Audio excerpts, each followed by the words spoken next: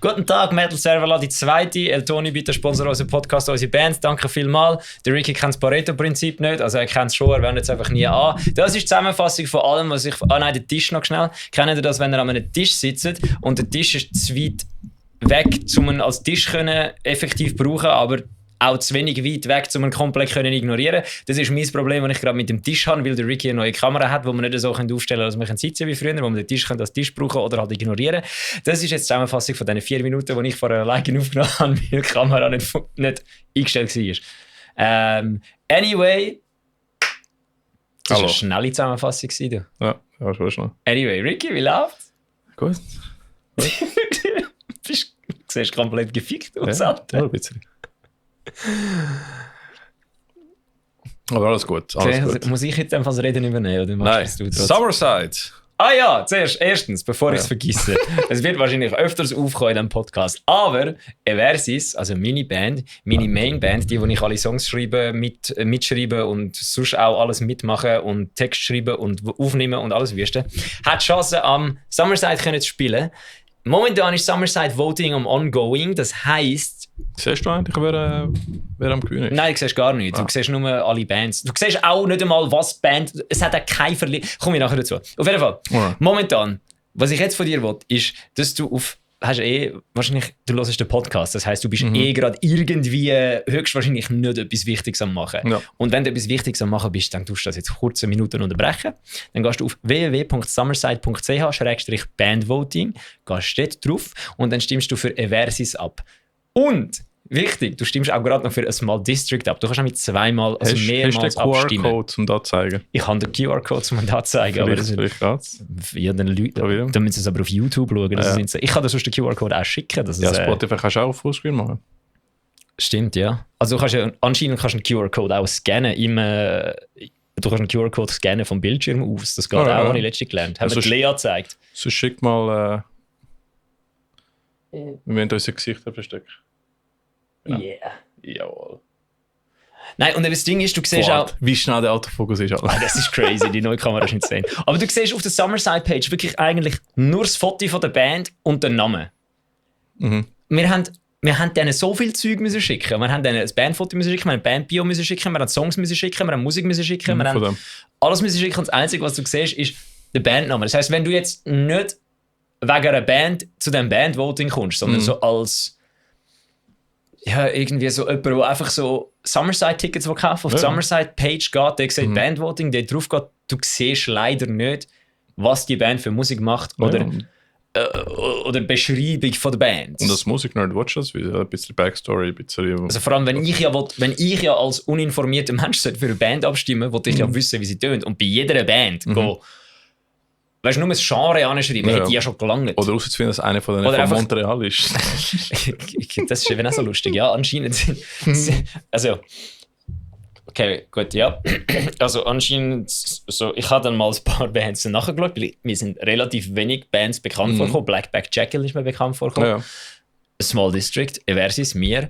Und sonst noch etwas. Und es sind wirklich sehr viele Bandnamen, die mir nicht bekannt vorkommen. Und das Komische ist, also, eine ist aus Montreal eine Band. Kannst du mir auch nicht sagen, dass sich das lohnt für die? Nicht Montreal.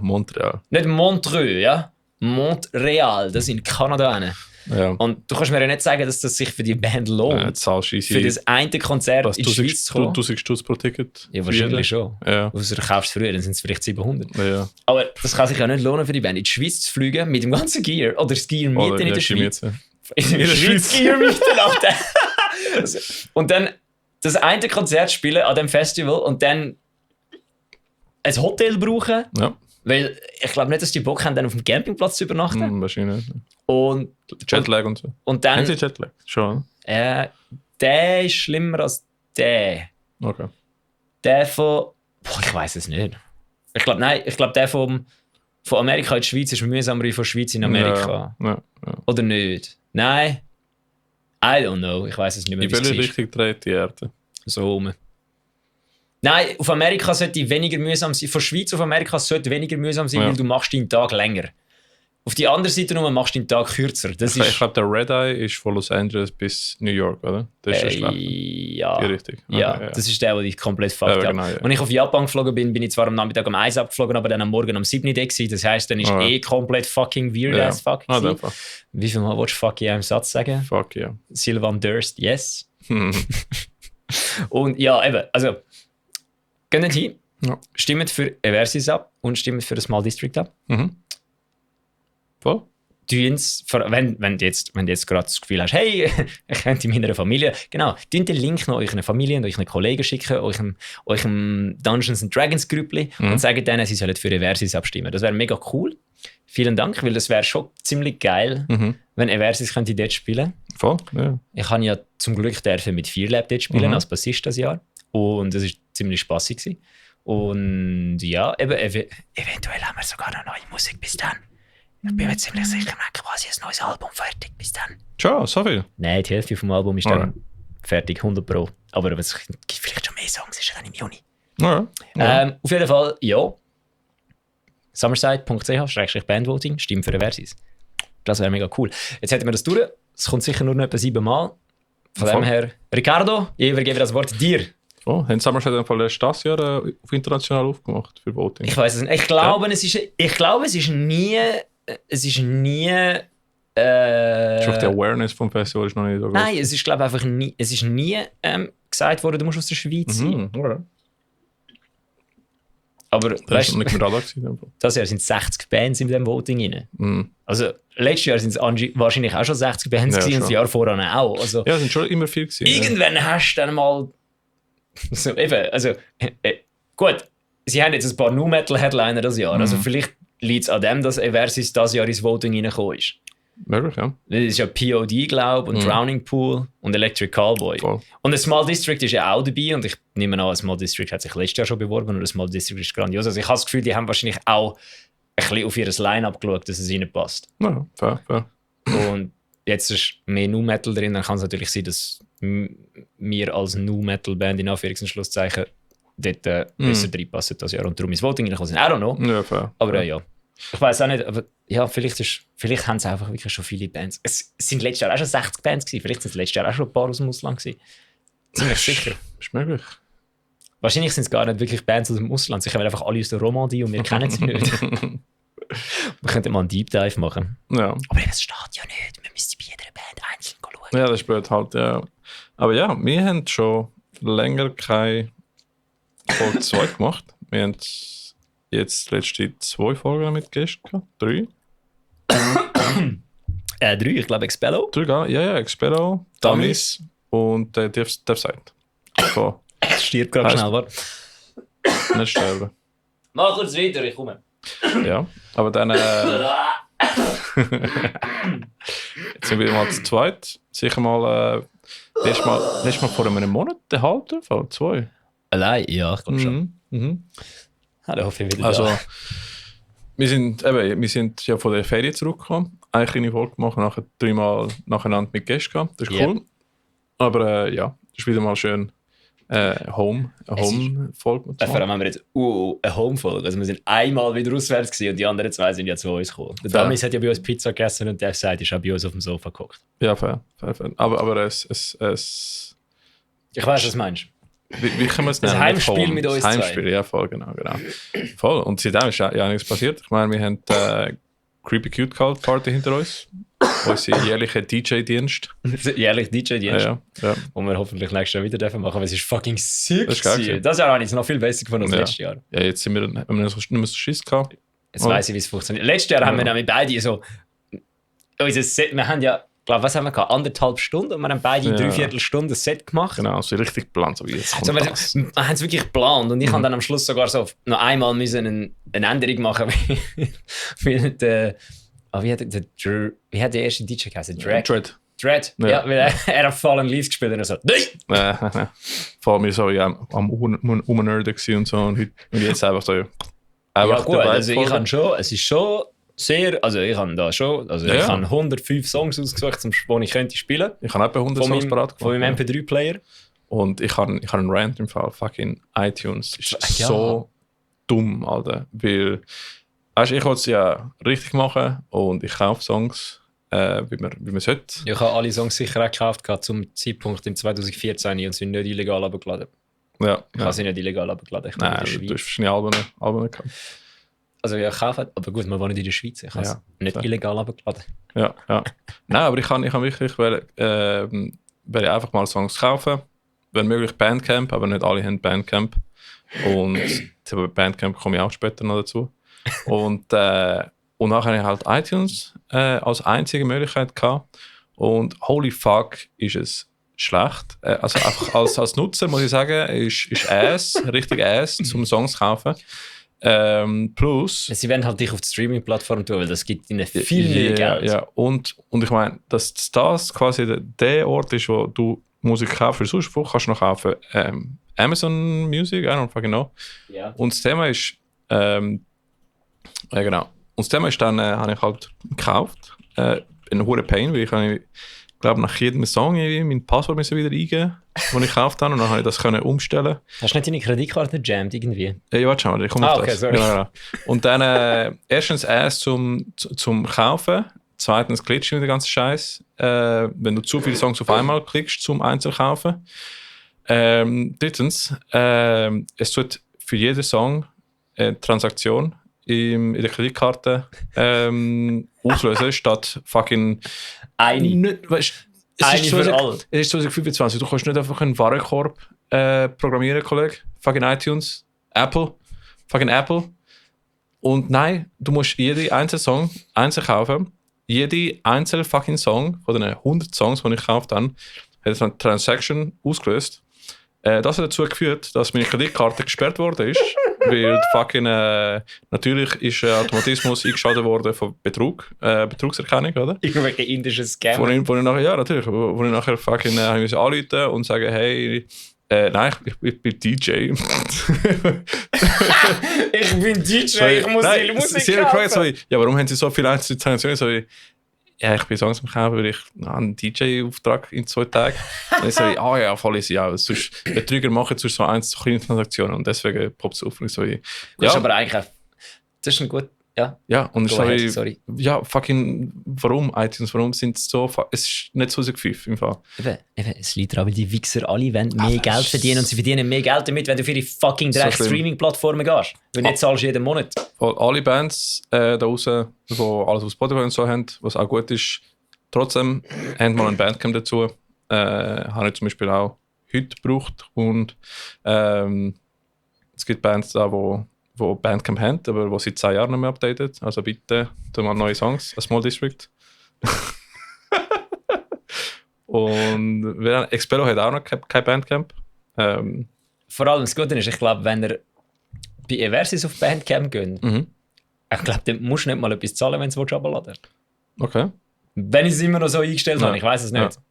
Es ist, wie du gesagt hast, ich glaube auch schon 4 Jahre her, wo du das letzte Mal voll. Ja, aber nutze das, es ist eine gute Plattform, es ist weniger AIDS als iTunes. Es ist viel weniger AIDS als iTunes, vor allem kommt alles direkt zu dir. Definitiv, es kommt alles vom Artist, beziehungsweise im kleinen Betrag. Ich glaube, es gibt auch so Freitag, Friday for Artists und so ein Scheiß, wo der ganze Umsatz oder Wins, das ist für den... Ja, ich weiss, für was das ist. Du bist voll drin im Game. Oh ja, hör auf. Der Ricky hat einen Altdusche da. Ja. Beste. Culo clean.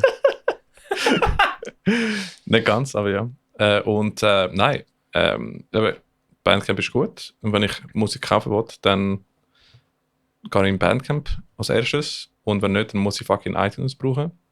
Und das würde ich gerne nicht machen. Fair. Falls ihr eine andere Plattform kennt, let me know, wo einen Warenkorb programmieren kann. Ja. Das ist mein Rant zu iTunes. Aber ja, Creepy Cute war geil gewesen. Hat Spaß gemacht. Lifehack, by the way. Wenn ihr in der Ferien seid, braucht immer eure Kreditkarte. Nie eure Bankkarte.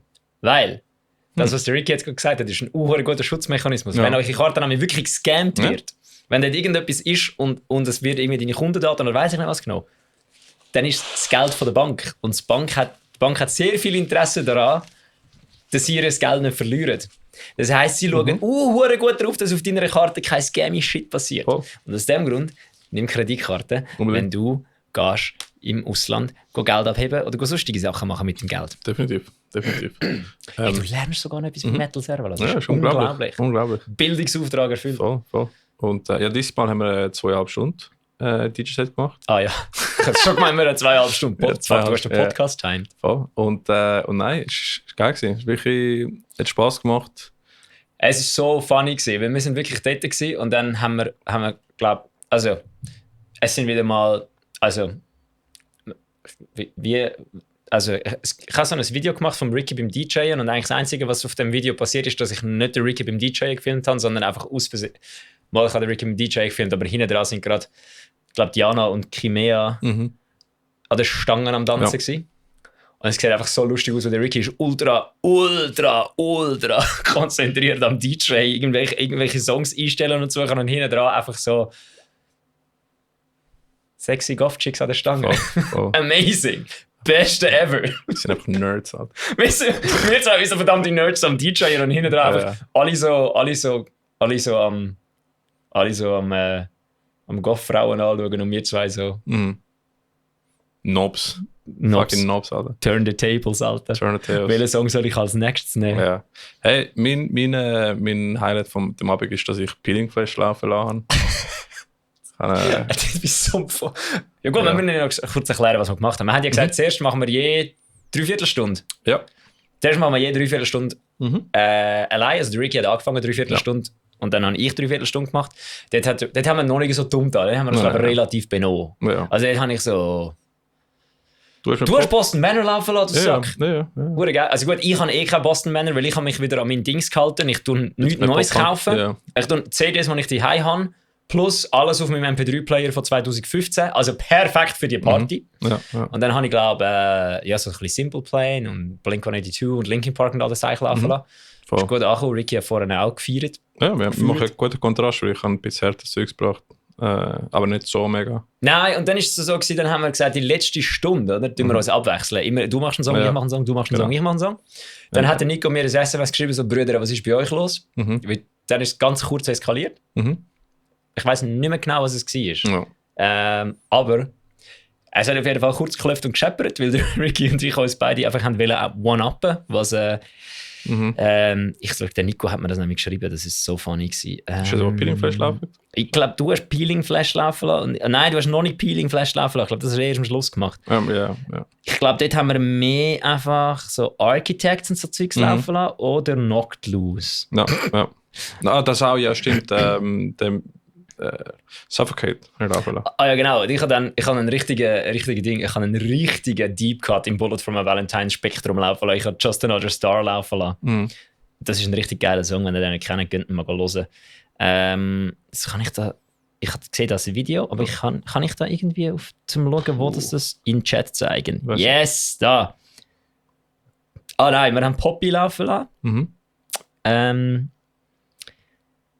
Dann hat der Nico irgendetwas geschrieben und ich so, der Rico so, jetzt eskaliert es. Und ich so, jetzt gibt es 1 gegen 1, Playtime is over, Kids. Der Nico, ein GIF von 2 Leuten sich am verprügeln und dann ich schreibe next up Poppy. Ja, voll. Also ich glaube, ja, dort haben wir kurz durchgegeben und dann haben wir wieder aufgehört durchgegeben. Das ist sehr schön. Das Coole ist, alle haben mitgemacht und es gewinnt. Also, ich habe gewusst, 1, 2 Leute würden sich freuen, wenn ich Peeling Flash laufen lasse. Bruder, bei Knocked Loose hat es einfach einen Pit gegeben. Ja, voll. Pit in der fucking Halloween Party. Pit in einer Party. Ich muss sagen, Creepy Cute Cult Party ist einfach Fun jedes Jahr. Also. Ja, es ist mega cool, vor allem wenn wir die ganze Nacht dort sind. Ja, voll. Ja. Also die Party war wirklich geil gewesen. Ja. Also es hat sehr viel Spaß gemacht. Wirklich. Jedes Jahr. Das ist auch geil. Ja, das war wirklich sehr cool gewesen. Wir haben dort kurz mal noch Chaos gehabt, weil wir für Jana haben müssen etwas laufen lassen, was wir natürlich nicht hatten. Wir haben es aber nicht Im Voraus gefragt. gewusst. Genau. Oder Also im Voraus gefragt. Gut, also sie haben es uns nicht gesagt. Ja, nein, weil letztes Jahr hat es ja der Ivo abgeklärt und dieses Jahr niemand. Und wir haben keinen Anschluss gehabt zu einem Notebook. Wir haben einfach alles unsere USB-Sticks gehabt, wir haben nichts parat gehabt. Und es ist, glaube ich, so eine halbe Stunde vor der Ja, Show aber oder so. es hat uns ja auch niemand gesagt, dass... Also wir haben ja auch im Voraus wie nicht gewusst, dass Das ist unsere Verantwortung. Dass Diana noch eine Show macht während unserem Set und dass wir sollten Diana die Musik laufen lassen. Das hat uns ja niemand im Voraus gesagt. Dann hätten wir das natürlich organisieren können. Aber wir sind halt dumm gewesen und haben, also nicht dumm gewesen, es ist halt einfach, also man hat das halt nicht gewusst. Also kann das wir haben es gelöst. Wir haben ein paar Songs mehr laufen lassen, bis ich den anderen DJ gesucht habe. So, weil ich habe gewusst, er hat das Notebook. Und dann haben wir es geschafft. Wie hat er schon wieder geheißen? Ich habe den Namen von... Dino? Bino. Bino, genau. Ja, auf jeden Fall spielt er bei Port of Call. Jawohl, voll. Shoutout, Brudi. Das ist ein Drummer, oder? Ich glaub's. Und wir haben zusammen eine Lösung gefunden und es hat geklappt. Das war geil, hat Spass gemacht. Jana war happy und das ist perfekt. Shoutout, Jana. Ja, das ist wirklich, dann haben wir können, es ist eigentlich, also, wir haben wirklich nichts, also wir können noch gewinnen an dem ganzen Abend. Weil wir nur ein paar Lieder rein tun, die geil sind, dann sind alle happy. Und dann können wir hinterher hocken, während alle anderen Show machen und wir können ein Bierchen trinken. Ja. Und dann können wir wieder an und Lieder rein tun, das macht wirklich Spaß. Wo wir wissen, dass alle sie geil finden, weil sie Top 10 bei Spotify sind. Ja, voll. Sehr geil gewesen. Ja, ist ganz geil gewesen. Ist ein guter Kontrast zum Shows spielen. Ja, voll, weil actually Leute mal mitsingen. Ja, voll. Leute haben Bock. Leute haben Bock, sie singen mit, sie sind dort. Sie sind dort, ja. Unglaublich. Das ist ein kompletter Kontrast zum Shows spielen. Ja, voll. Wir sollten mehr DJ-Gigs machen. Unbedingt. Willst du es buchen? Buch uns. Wir sollten auch, apropos mehr Dings machen. Ich habe letztes Jahr, ich muss mein Suicide Silence Vocal Cover mal aufladen. Ja, unbedingt. Aber ich komme nicht dazu, das zu filmen. Du hast eine Kamera. Ja, ich weiß, aber ich vergesse es immer wieder. Weil ich habe letztes Jahr einfach mal, ich habe ein bisschen angefangen Vocals zu üben und dann habe ich letztes Jahr herausgefunden, machen wir doch einfach mal das scheiße Suicide Silence Cover. Ich habe eins gemacht, das ist viel zu gut gekommen, ich lasse es nicht auf, weil ich zu faul bin. Darum, was habe ich jetzt schon gesagt? Genau, ich habe jetzt gesagt, ich mache jetzt einfach mal so lange Deathcore Covers, bis irgendeine Deathcore Band das Gefühl hat, komm, das Feature mit dem Bild aber schon lesen. Ja. Arch Enemy sucht jetzt Sängerin. Arch Enemy sucht eine Sängerin, ja, aber jetzt Arch Enemy. Haben die noch Erfolg nachher? Also sie haben es nach dem Gang von Angela. Ja, aber Gosso, Angela Gosso ist nicht so ein Popstern, nicht so ein Popstar wie... Alissa White Close ist halt fucking Star. Ja. Die ist einfach sie ist halt ein Model, das singen kann. Schon bei die Agonist bin ich ein Fan gewesen. Und sie ist halt auch so Social Media... Gut, ich bin froh. Sie ist ein perfektes Social Media Ding. Ja, ich bin froh, es ist noch wie Arjuna, weil sie hat ja vorher, bei der Agonist hat sie hure geile Cleans gemacht. Ihre Cleans sind so geil. Und nach bei Arjuna hat sie einfach nie Cleans gemacht. Ich habe die Agonist in Portugal mal gesehen.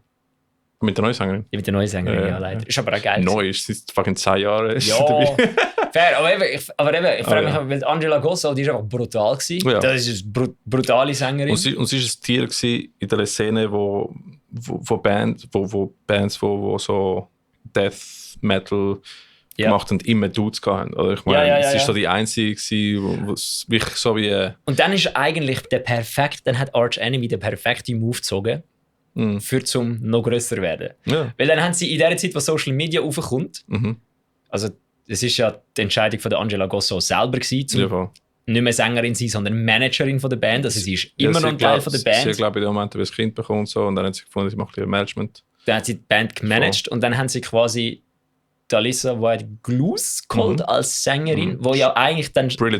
Brilliant Move, weil Vocals, Badass, Aussehen, Instagram-tauglich. Voll. Was willst du mehr? Ja, zu der Zeit, wo das gemacht wurde. Das ist wirklich... Perfekter Move. Darum frage ich mich, was jetzt kommt. Sie ist unser... Weil mittlerweile ist Arch Enemy nicht mehr... Früher war Arch Enemy die Band gewesen. Jetzt ist Arch Enemy Alissa White Gluz mit 4 Dudes. Ja. Es ist so wie... Es ist vielleicht ein schlechtes Beispiel, aber so wie Get the Shot jetzt, wo sie den Song rausgerührt haben. So wie... Ja... Nein. Weil der Bruder hat auch... Ein Bruder ist schon ziemlich Get the Shot gewesen, ja. Weil jetzt hat er seine Pop-Punk-Band jetzt macht. Seine Pop-Punk-Band hat heute einen neuen Song released. Ich habe es gesehen. Und ich so... Das Lustige ist... Es hat so ein richtiges Deathcore-Album-Cover. Ja, und das Lustige ist... Hast du das Video gesehen? Oder? Nein, das Video habe ich noch nicht gesehen. Die Vocals passen nicht zum Gesicht. So wirklich nicht. Das ist so... Die Vocals passen generell nicht zum Dude. Voll. So, wenn du Get the Shot kennst, dann musst du unbedingt den Song... Wie heißt sie? Sie heißen Downstater. Die Band von ihm heisst Downstater. Und ich habe das vorher gerade mit dem Nico diskutiert. Der Nico kommt viel zu... Wir sollten den Nico wieder mal in den Podcast machen wir Wurststunde wieder mal. Ja, fix. Thanks for Nothing. Hört Thanks for Nothing von Downstater und dann müsst ihr euch überlegen, dass das der Sänger von Get a Shot ist. Ja, ist Wo singt. insane, der Dude. Das ist crazy. Bisschen zu viel Steroids, aber insane. Das ist crazy. Das ist Der wirklich Bruder geil. ist 100% not natty, Alter. Das ist unglaublich. Hä, was? Das ist fix nicht natural. Keine Ahnung, Alter. Nein. Kann schon sein. Nein. Kann schon sein. Nein. Arnold Schwarzenegger ist ja natural, Alter. Ist er? Keine Ahnung. Nein, ist er nicht, Alter. Interessiert mich kein Meter, Mann. Sorry, ich finde es immer lustig, homophob sein, aber sich dann so fett für Körper von anderen Männern interessieren, ist einfach so Peak Alpha-Male-Things, oder? Homophob as fuck, aber dann genau, dein Bizeps, Bruder, der ist nicht natural, da ist sicher Steroide drin. Ich weiß nicht, warum ich den YouTube-Rabbit-Hole habe. Ich glaube, Bist du ein Alpha-Male? Nein, ich habe mega viel von diesen Dingen in meinem Instagram und so. Der Peak Alpha-Male-Things. So, homophob sein und sich für Sixpacks von Dudes interessieren. Weißt, ich bin homophob sein und Titanic-Move machen auf dem E-Scooter. Weißt, E-Scooter sind einfach uncool. Ich bin letztes Mal im Gym vor 5 Jahren gewesen. Ich habe immer noch fucking viele Instagram-Videos wegen dem. Jetzt ist einfach die Frage. Sind es Gym-Chicks oder Gym-Dudes? Hauptsächlich Brudis, die sagen, dass andere nicht natural sind. Und sind sie so Dudes, wenn ich es mir vorstelle?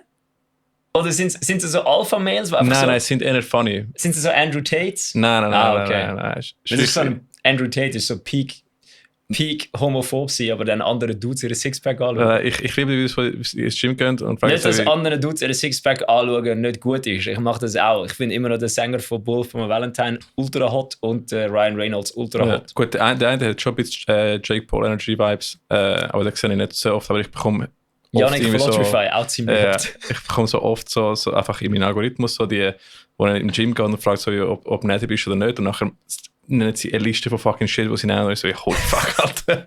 Was ich für Gym-Videos gesehen ist immer der Dude, der Powerlifter, der sich verkleidet als Putzmann. Oh, das ist geil. Das ist man kann mit seinem Wischmopp putzen.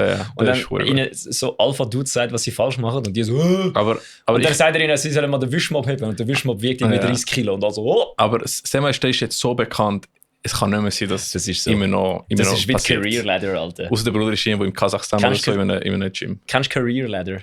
Ja, das ist auch lustig. Career Ladder ist auch so etwas von Fake, sorry. Kannst du mir ja nicht sagen. Jedes Mal, wenn letztens kommt einfach so ein random Career Ladder Video und dann ist es einfach die andere, wo die Stimme ist von Nothing beats a jet to holiday. So, ja, als ob die einfach random da war. Sorry, kannst du mir ja nicht erzählen. Haben wir den gleichen Algorithmus, für mich einfach die ganze Zeit das Videos Ja, ziemlich sicher haben wir die gleichen. Seit der Creepy Cute Cult Party sind da wieder nur Goth-Chicks rum und es ist insane.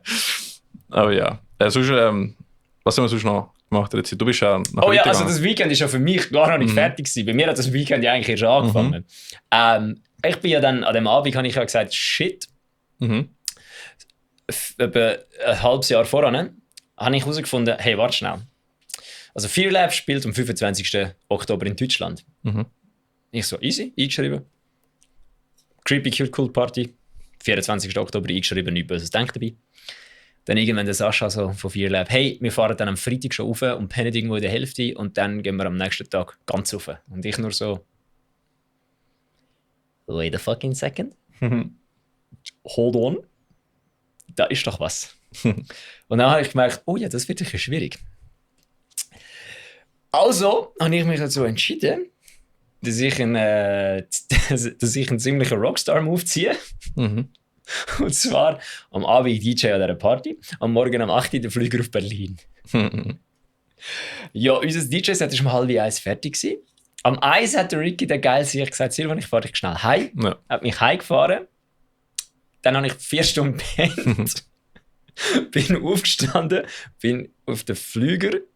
Mein ganzes Equipment ist schon mit Fear Lab unterwegs gewesen. Also ich habe mit denen die ganze Zeit schon telefoniert und chattet voran. Das war sau lustig. Sie so, wir sind jetzt alle im Bett und ich nur so vom DJ-Booth mit dem Ricky so Videos schicken und sie also, du, wo nicht machst, Kollege. Und dann bin ich auf Deutschland geflogen, habe am Morgen am Bahnhof zu Baden ein Billett gekauft auf der DB-App, oder? Flüge los, pennt, landen. Cabin Crew so, ich darf das Handy wieder anstellen. Ich stelle das Handy an, das Erste, was passiert, bling, bling, bling, Deutsche Bahn-App. Ihre Verbindung ist nicht gewährleistet. So. Shit. Dann habe ich irgendwie 3 Mal umbuchen, bin dann zur Bahn-App, zu der Bahnschalter an, so, hey, ist mein Billett überhaupt noch gültig? Und dann die anderen so, Junger Herr, wenn das wegen der Bahn nicht klappt, dann ist das nicht Ihr Problem. Ich weiß auch nicht, wieso das jetzt einen Ostsee-Akzent hat. Dann ist das der Bahnsee Ihr Problem und dann ist Ihr Ticket gültig. Also, okay, gut.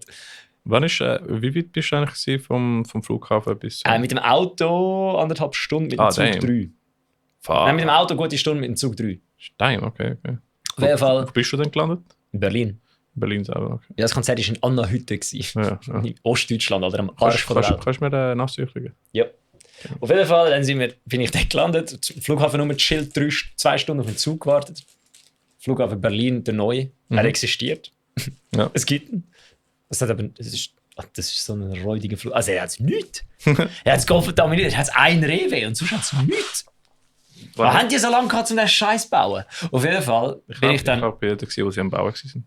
Auf jeden Fall bin ich dann in Zug und das hat eigentlich alles gut funktioniert, die Verbindung, was man dann rausgesucht hat. Und dann in dem letzten Zug kommt so die Kontrolleurin, schaut so mein Billett an und ich so, oh, ist irgendetwas nicht gut mit dem Ticket? Und sie so, nö. Aber wo ich hin wollte, ich so, ja, dort und dort hin. Und sie so, geht das? Und ich so, ja, what the fuck? Geht das? Das ist jetzt nicht die Frage, die ich von einer Kontrolleurin gestellt bekomme, wenn ich mein Ticket zeige, das ich vorher über die App gebucht habe für diese Strecke. Und dann sagt sie irgendetwas, ja, das ist das Ding. Ah, das ist ein Rufbus. Ich so, okay, cool. Ja, haben Sie den gerufen? Ich so, What? the fucking what? So, ja, der Rufbus. Das Ruf heisst, dass du 90 Minuten bevor der Bus an dieser Bushaltestelle sein soll, God damn. musst anrufen, dass der Bus zu dieser Bushaltestelle fährt. Jesus Christ. Und ich nur so, nö. Und sie so, ja, vielleicht hat ihn ja sonst wen gerufen. Ich stieg an den Bahnhof aus. Ja, es hat sonst niemand den Bus gerufen, weil ich war ganz alleine an diesem Bahnhof. So, an einem Ort, wo ich einfach auch gedacht habe, will ich nie sein in meinem Leben. Habe ich einen Berufsbus gehabt. Dann habe ich den Nadine angerufen, der Managerin von FearLab. Also ich nenne sie jetzt einfach mal Managerin. Das ist Sascha, seine Frau. Sehr, sehr, sehr gute. Die hat FearLab im Griff. Managerin und Fotografin. Managerin, Fotografin, tut alles. Sie ist, also, Alles. Der Timo von Versus hat gesagt, nein, Nadine hat die Jungs im Griff, das ist schon gut. 80% von FearLab.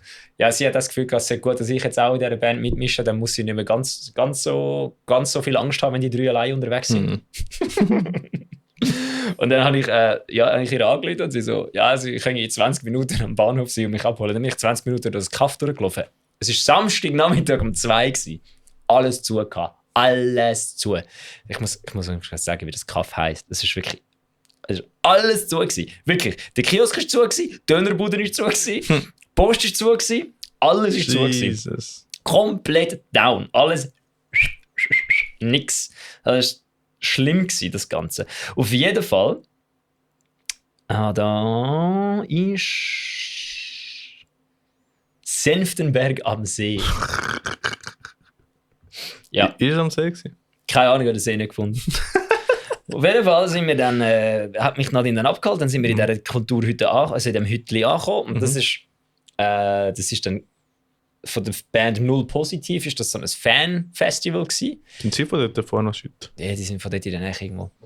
Und auf jeden Fall bin ich dann reingelaufen und dann latsche ich so über ihn vorbei. Nadine tut mich so im Backstage und ich latsche so über ihn vorbei, schaue ihn so an, sage ihm so «Hoi», er sagt mir so «Hoi» und ich laufe so vorbei und so «Wait a fucking second».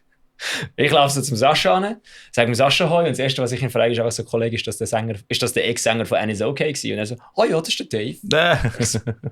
The fuck? Ja, ist einfach der Ex-Sänger von «Annie's Okay» der gewesen. Weil der hat Features mit Null Positiv. Und durch das, dass das Ganze so ein Fanfestival war, sind dort schon den ganzen Tag eigentlich Fans gewesen. Und die haben ihnen beim Soundcheck zugeschaut. Und nachher Ellie, die Sängerin von Null Positiv, ist wirklich ganz eine nice Person. Wirklich, die ist richtig top. 2,5 Meter groß, hat so Absätze gehabt, also wirklich Insanity. Und dann hat sie so gefragt, so, hey, eben, die haben jetzt einen Soundcheck gehabt und ob die Leute drinnen bleiben bei uns. Und wir so, ja, wenn die das hören wollen, ist mir sowieso egal. Und ich so, ja, es wäre halt cool, wenn sie drinnen bleiben, dass sie so sehen, was so vor einem Konzert alles abgeht. Und das Crazyste an der ganzen Sache war, es waren 3 Bands an dem Abend. Shit, wie haben die jetzt schon wieder geheißen? Null Positiv, FearLab und... Feuer Tanz? Nein. Ich glaube Feuertanz, ja. Feuertanz. Gib mir schnell eine Sekunde. Feuerschwanz ist nicht. Nein, Feuerschwanz war es nicht gewesen. So. Feuerwehrmann. Nur positiv Fanfest. Sind auch ganz geile Sachen gewesen. Mhm.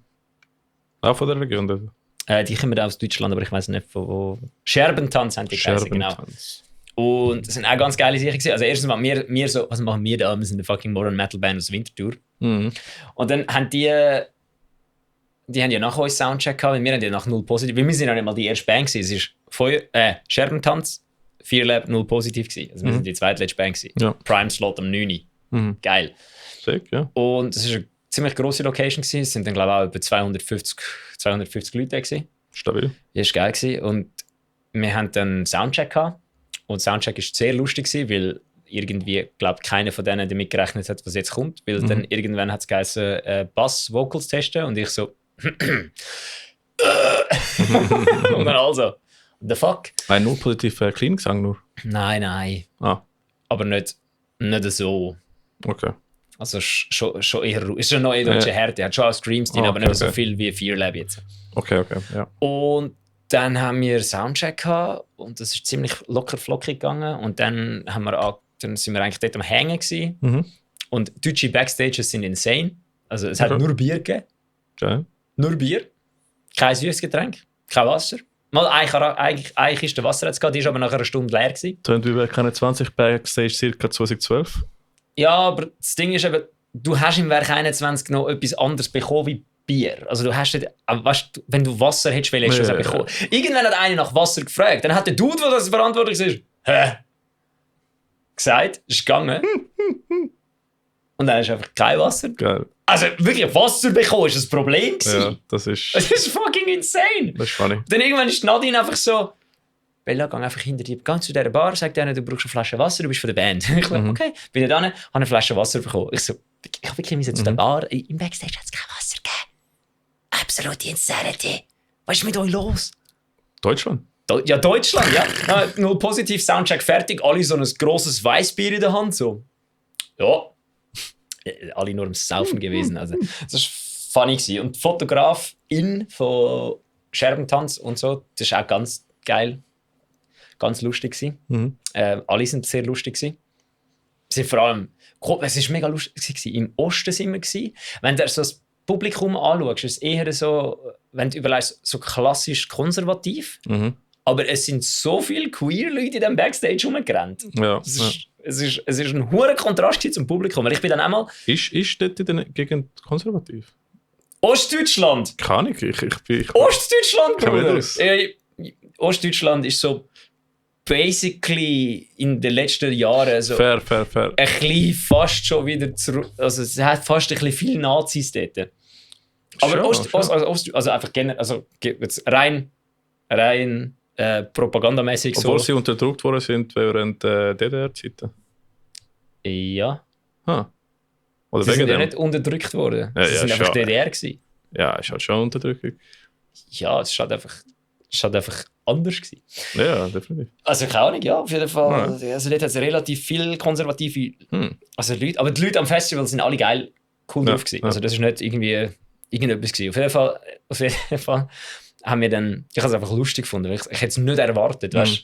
Einfach wegen Schweizer Ostdeutschland habe einfach so das Gefühl, es hat nur Nazis rum. Aber es war nicht so gewesen. Sehr cool gewesen.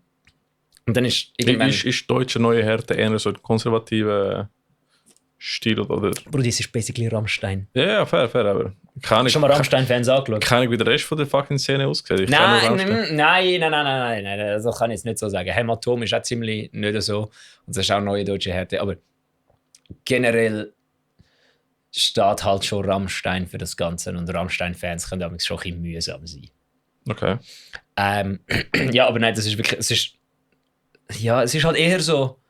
wenn ich jetzt das Wort Wacken-Musik sage, meine ich das nicht im Sinn, dass Wacken-Publikum nicht progressiv ist, fair. sondern... Verstehe, was du meinst. Aber es ist eher so Klischee-Metalheads und nicht Dudes mit gefärbten Haaren und Beanies. Ja. Und das habe ich dann gemerkt, weil ich bin dann irgendwann, während Scherbentanz gespielt hat, wo beide mega cool sind, wenn sie mal auschecken. bin ich dann durchs Publikum gelaufen und hat mich so ein Rocker-Dude so von oben bis unten angeschaut und ich nur so, oh. Und dann hat er mir so in die Augen geschaut und ich bin am vorbeigelaufen und ich nur so, der fragt sich jetzt auch gerade, was ich da mache, hä? Der ist also, uiuiui, das wird lustig nachher. Wenn alle Leute so drauf sind wie der, wird das lustig. Ja. Es sind nicht alle Leute so drauf wie der. Was hat er wollen? Ich habe nicht gefragt. Er hat mich einfach so angeschaut, als ob ich nicht dort sein sollte. Und dann habe ich mich entschieden, nicht mit ihm zu reden. Okay. Ich habe mich dann entschieden, ich ziehe den Power-Move und stehe dann einfach eine halbe Stunde später auf der Bühne oben. Vielleicht hat er dich heiß gefunden, weißt du? Who the fuck knows? Ja. Ich weiss, so wie er mich angeschaut hat, hat er mich wahrscheinlich nicht heiß gefunden. Oder er hat mich heiß gefunden und ist mit seiner Homosexualität im Konflikt gestanden. Ich weiß es nicht. Aber auf jeden Fall habe ich dann gedacht, ich ziehe den Power-Move, sage jetzt nichts und stehe eine halbe Stunde später auf der Bühne und denke mir nur so, hehe. Aha, ja, das ist gut. Auf jeden Fall ist es dann mega lustig, weil dann sind das der Sascha, der Roman und der Schlummi, die drei haben ja schon mal mit null positiv gespielt, der Simon und ich ja nie. Und die sind so nervös gewesen. Der Simon und ich haben uns nur so gefragt, hey, was ist jetzt mit denen los? 3 Wochen voran, die 3 Konzerte voran, haben sie einfach nur rumgejoggelt vor dem Konzert, nur rumgetörlt. Jetzt sind die nervös gewesen, bis am Bach runter. So crazy. Das war aber wirklich, wirklich, wirklich lustig gewesen. Also ich mich dann entschieden habe, so, Simon, ich habe dem Simon gesagt, hey Simon, wieso bist du nervös? Und er so, nein. Weil ich bin auch nicht nervös gewesen. Und ich bin sonst immer ein bisschen aufgeregt, aber ich glaube, dort bei Fearlab jetzt halt so, ich habe die Songs jetzt selber geschrieben. Ich habe nicht. Der Simon und ich haben halt wie am wenigsten Aktien in dieser Band. So, ja. Wir sind ja basically nur dort zum Songs spielen, live. Und auf die 3 aufpassen, was eigentlich der grösste Job ist von der ganzen Sache. Und auf jeden Fall habe ich dann einfach so das Gefühl gehabt, so, ja, aber was sind die so am Durchdrehen? Weil erstens können wir unsere Songs, wir haben vor einer Woche ein Konzert gespielt, das super war. Zweitens, niemand kennt uns da. Und drittens, es ist niemand wegen uns da. Die sind alle wegen der anderen Band da. Wenn sie das scheiße finden, dann laufen sie halt raus. Mehr wird nicht passieren. Und dann habe ich dann irgendwann so das Gefühl gehabt, also, okay, jetzt machen wir mal kurz, wie so im Fußball oder im Unihockey früher, haben wir vor dem Konzert, bevor wir angestellt haben, habe ich jetzt alle so zu mir gekommen, dann haben sie so einen Kreis gemacht, wenn ich da gestanden habe. Also Jungs, habe ich ihnen genau das gesagt. So, eben, erstens, wir können unser Set, wir wissen, was wir machen, wir können unsere Songs spielen, das ist kein Problem. Zweitens, niemand ist wegen uns da, es interessiert sich niemand für uns. Alle, die jetzt in der ersten Reihe stehen, sind nur da, dass sie nachher bei der ersten Reihe sind für null positiv. Also regt euch nicht darüber auf. Und drittens, keiner von denen hat jemals einen Breakdown gehört. Also gehen wir jetzt raus, zeigen ihnen, was ein Breakdown ist und wir ficken sie einfach kaputt. Und dann alle so... So wirklich wie so eine Fußballmannschaft, so hure Hype gewesen. Und dann sind wir raus und dann haben wir ihnen gezeigt, was Breakdowns sind und haben kaputt gefickt. Das ist geil. Wirklich, es gibt, der Sascha hat jetzt auf YouTube das Live-Video hochgeladen, also wir haben das ganze Set gefilmt und es ist wirklich, also wir sind raus auf die Bühne und haben einfach gar nicht zurückgehebt. Einfach so, nicht einmal vielleicht, und das ist ein guter Tipp für euch, wenn ihr euch nicht sicher seid, wie das Publikum reagiert auf euch. Ja, nicht wollen zurückheben. Weil sobald ihr zurückhebt, seht ihr so ein bisschen verhalten aus, so, dann wirkt ihr ein bisschen unsicher und dann wird das Publikum unsicher. Ja. Wenn du auf die Bühne rauskommst und einfach dort auf den Tisch haust, Kind in den Moshpit gingst und einfach von Anfang an einfach deine Show im Publikum aufzwingst, kommt es gut. Weil dann ist das Publikum nämlich auch nicht verwirrt. Dann ist das Publikum dort und denkt, holy hell. Voll. Und das war wirklich sehr geil gewesen. Sehr spannend. Wir sind wirklich so, es hat ein Gitter gehabt, es sind so Leute an dieser Abschrankung gestanden und haben so über die Abschrankung geschaut, das Gitter, und haben so geheadbangt. Und ich war völlig insane gewesen, Alter. Und nachher sind wir da gewesen, am Merch verkaufen. Ich habe so viele Setlists und T-Shirts und CDs müssen unterschreiben. Ich habe Schlagzeugstöcke müssen unterschreiben. Es haben Leute wollen Fotos mit uns machen. Völlig birrenweich gewesen, das Ganze. Ja, eine gute, ich meine, dann konvertiert, so wie ich es gehört, null positiv, haben eine sehr treue Community. Ja, dann haben gar keine paar gewinnen, das ist super. Ja, also vor allem eben das Lustige ist eben, irgendwie, es hat niemand damit gerechnet, weil wir so rein, wenn du es anschaust, rein auf dem Blatt Papier passen, hätte mir gar nicht in das Line-Up reingepasst, mit Fearlab. Aber irgendwie, sie von null positiv, Ellie, findet eben Fearlab irgendwie cool. Wir sind ja ursprünglich im null positiv Voting Contest. Genau, und Fearlab hat ja bei dem Voting mitgemacht, dann haben ja alle Schweizer Bands für sie gestimmt, dann haben sie dürfen spielen.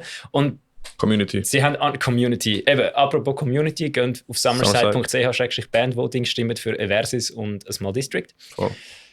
Und Ellie, also eben der Kopf, also das Mastermind behind Null Positiv, hat Fearlab so cool gefunden, dass sie eben effektiv quasi dann Fearlab an ihr eigenes Festival eingeladen hat. Sie macht neben Null Positiv auch selber irgendwie ein Solo-Ding? Ja, sie macht noch selber etwas, aber das habe ich nicht gesehen, weil das ein Tag vorher war. Mhm. Das ist, glaube ich, ein bisschen anders.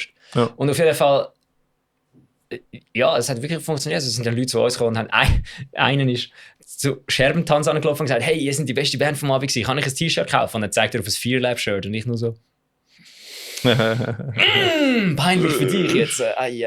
Gut für uns, peinlich für dich. Ja, das war sehr cool gewesen. Aber das Beste an der ganzen Sache war, nachher sind wir noch 15 Minuten gefahren ins Hotel. Weißt du, wo unser Hotel war? Wo? In einer Ortschaft, die Lauchhammer heisst. Geil. Weißt du, wie oft haben wir irgendwelche Witze gedacht, so, hey, denk mal deinen Lauchhammer. Oder, weißt du, oder wie geht es deinem Lauchhammer? Lauchhammer Rules. Lauchhammer, Alter. Das war geil gewesen. Ja, das war absolut insane gewesen. Und nachher am nächsten Tag 8 Stunden von Berlin heimfahren mit dem Bus. Woo! Das ist heavy. Ja, und dann am Montagmorgen studieren. Ja, voll. Ich meine, wie viel hast du geschlafen an dem Wochenende? Ja, Ja. nicht so viel, glaube ich. Also in der ersten Nacht waren es 4 Stunden, in der zweiten war die Zeitumstellung, der glaube ich etwa 7, 6. Oh. Ja, das Gute ist, wir sind nicht allzu lange dort geblieben. Also wir haben nicht noch irgendwie bis morgen um 4 Uhr gesoffen, wenn wir gewusst haben, wir am nächsten Tag zurückfahren. Ja. Aber ja, das war ein sehr insanes Wochenende gewesen. Voll. Nein, ich habe eigentlich chillt am Weekend. Ich bin am Freitagabend um 6:30 aus dem Haus. Und basically am Sonntag um 8 Uhr daheim wieder. Ja, ich glaube, ich habe am Weekend Gitarre aufgenommen oder so. War ganz chillig. Das kann sein, ja. Ja. Aber dann haben wir mit Taus noch 2 Gigs gespielt.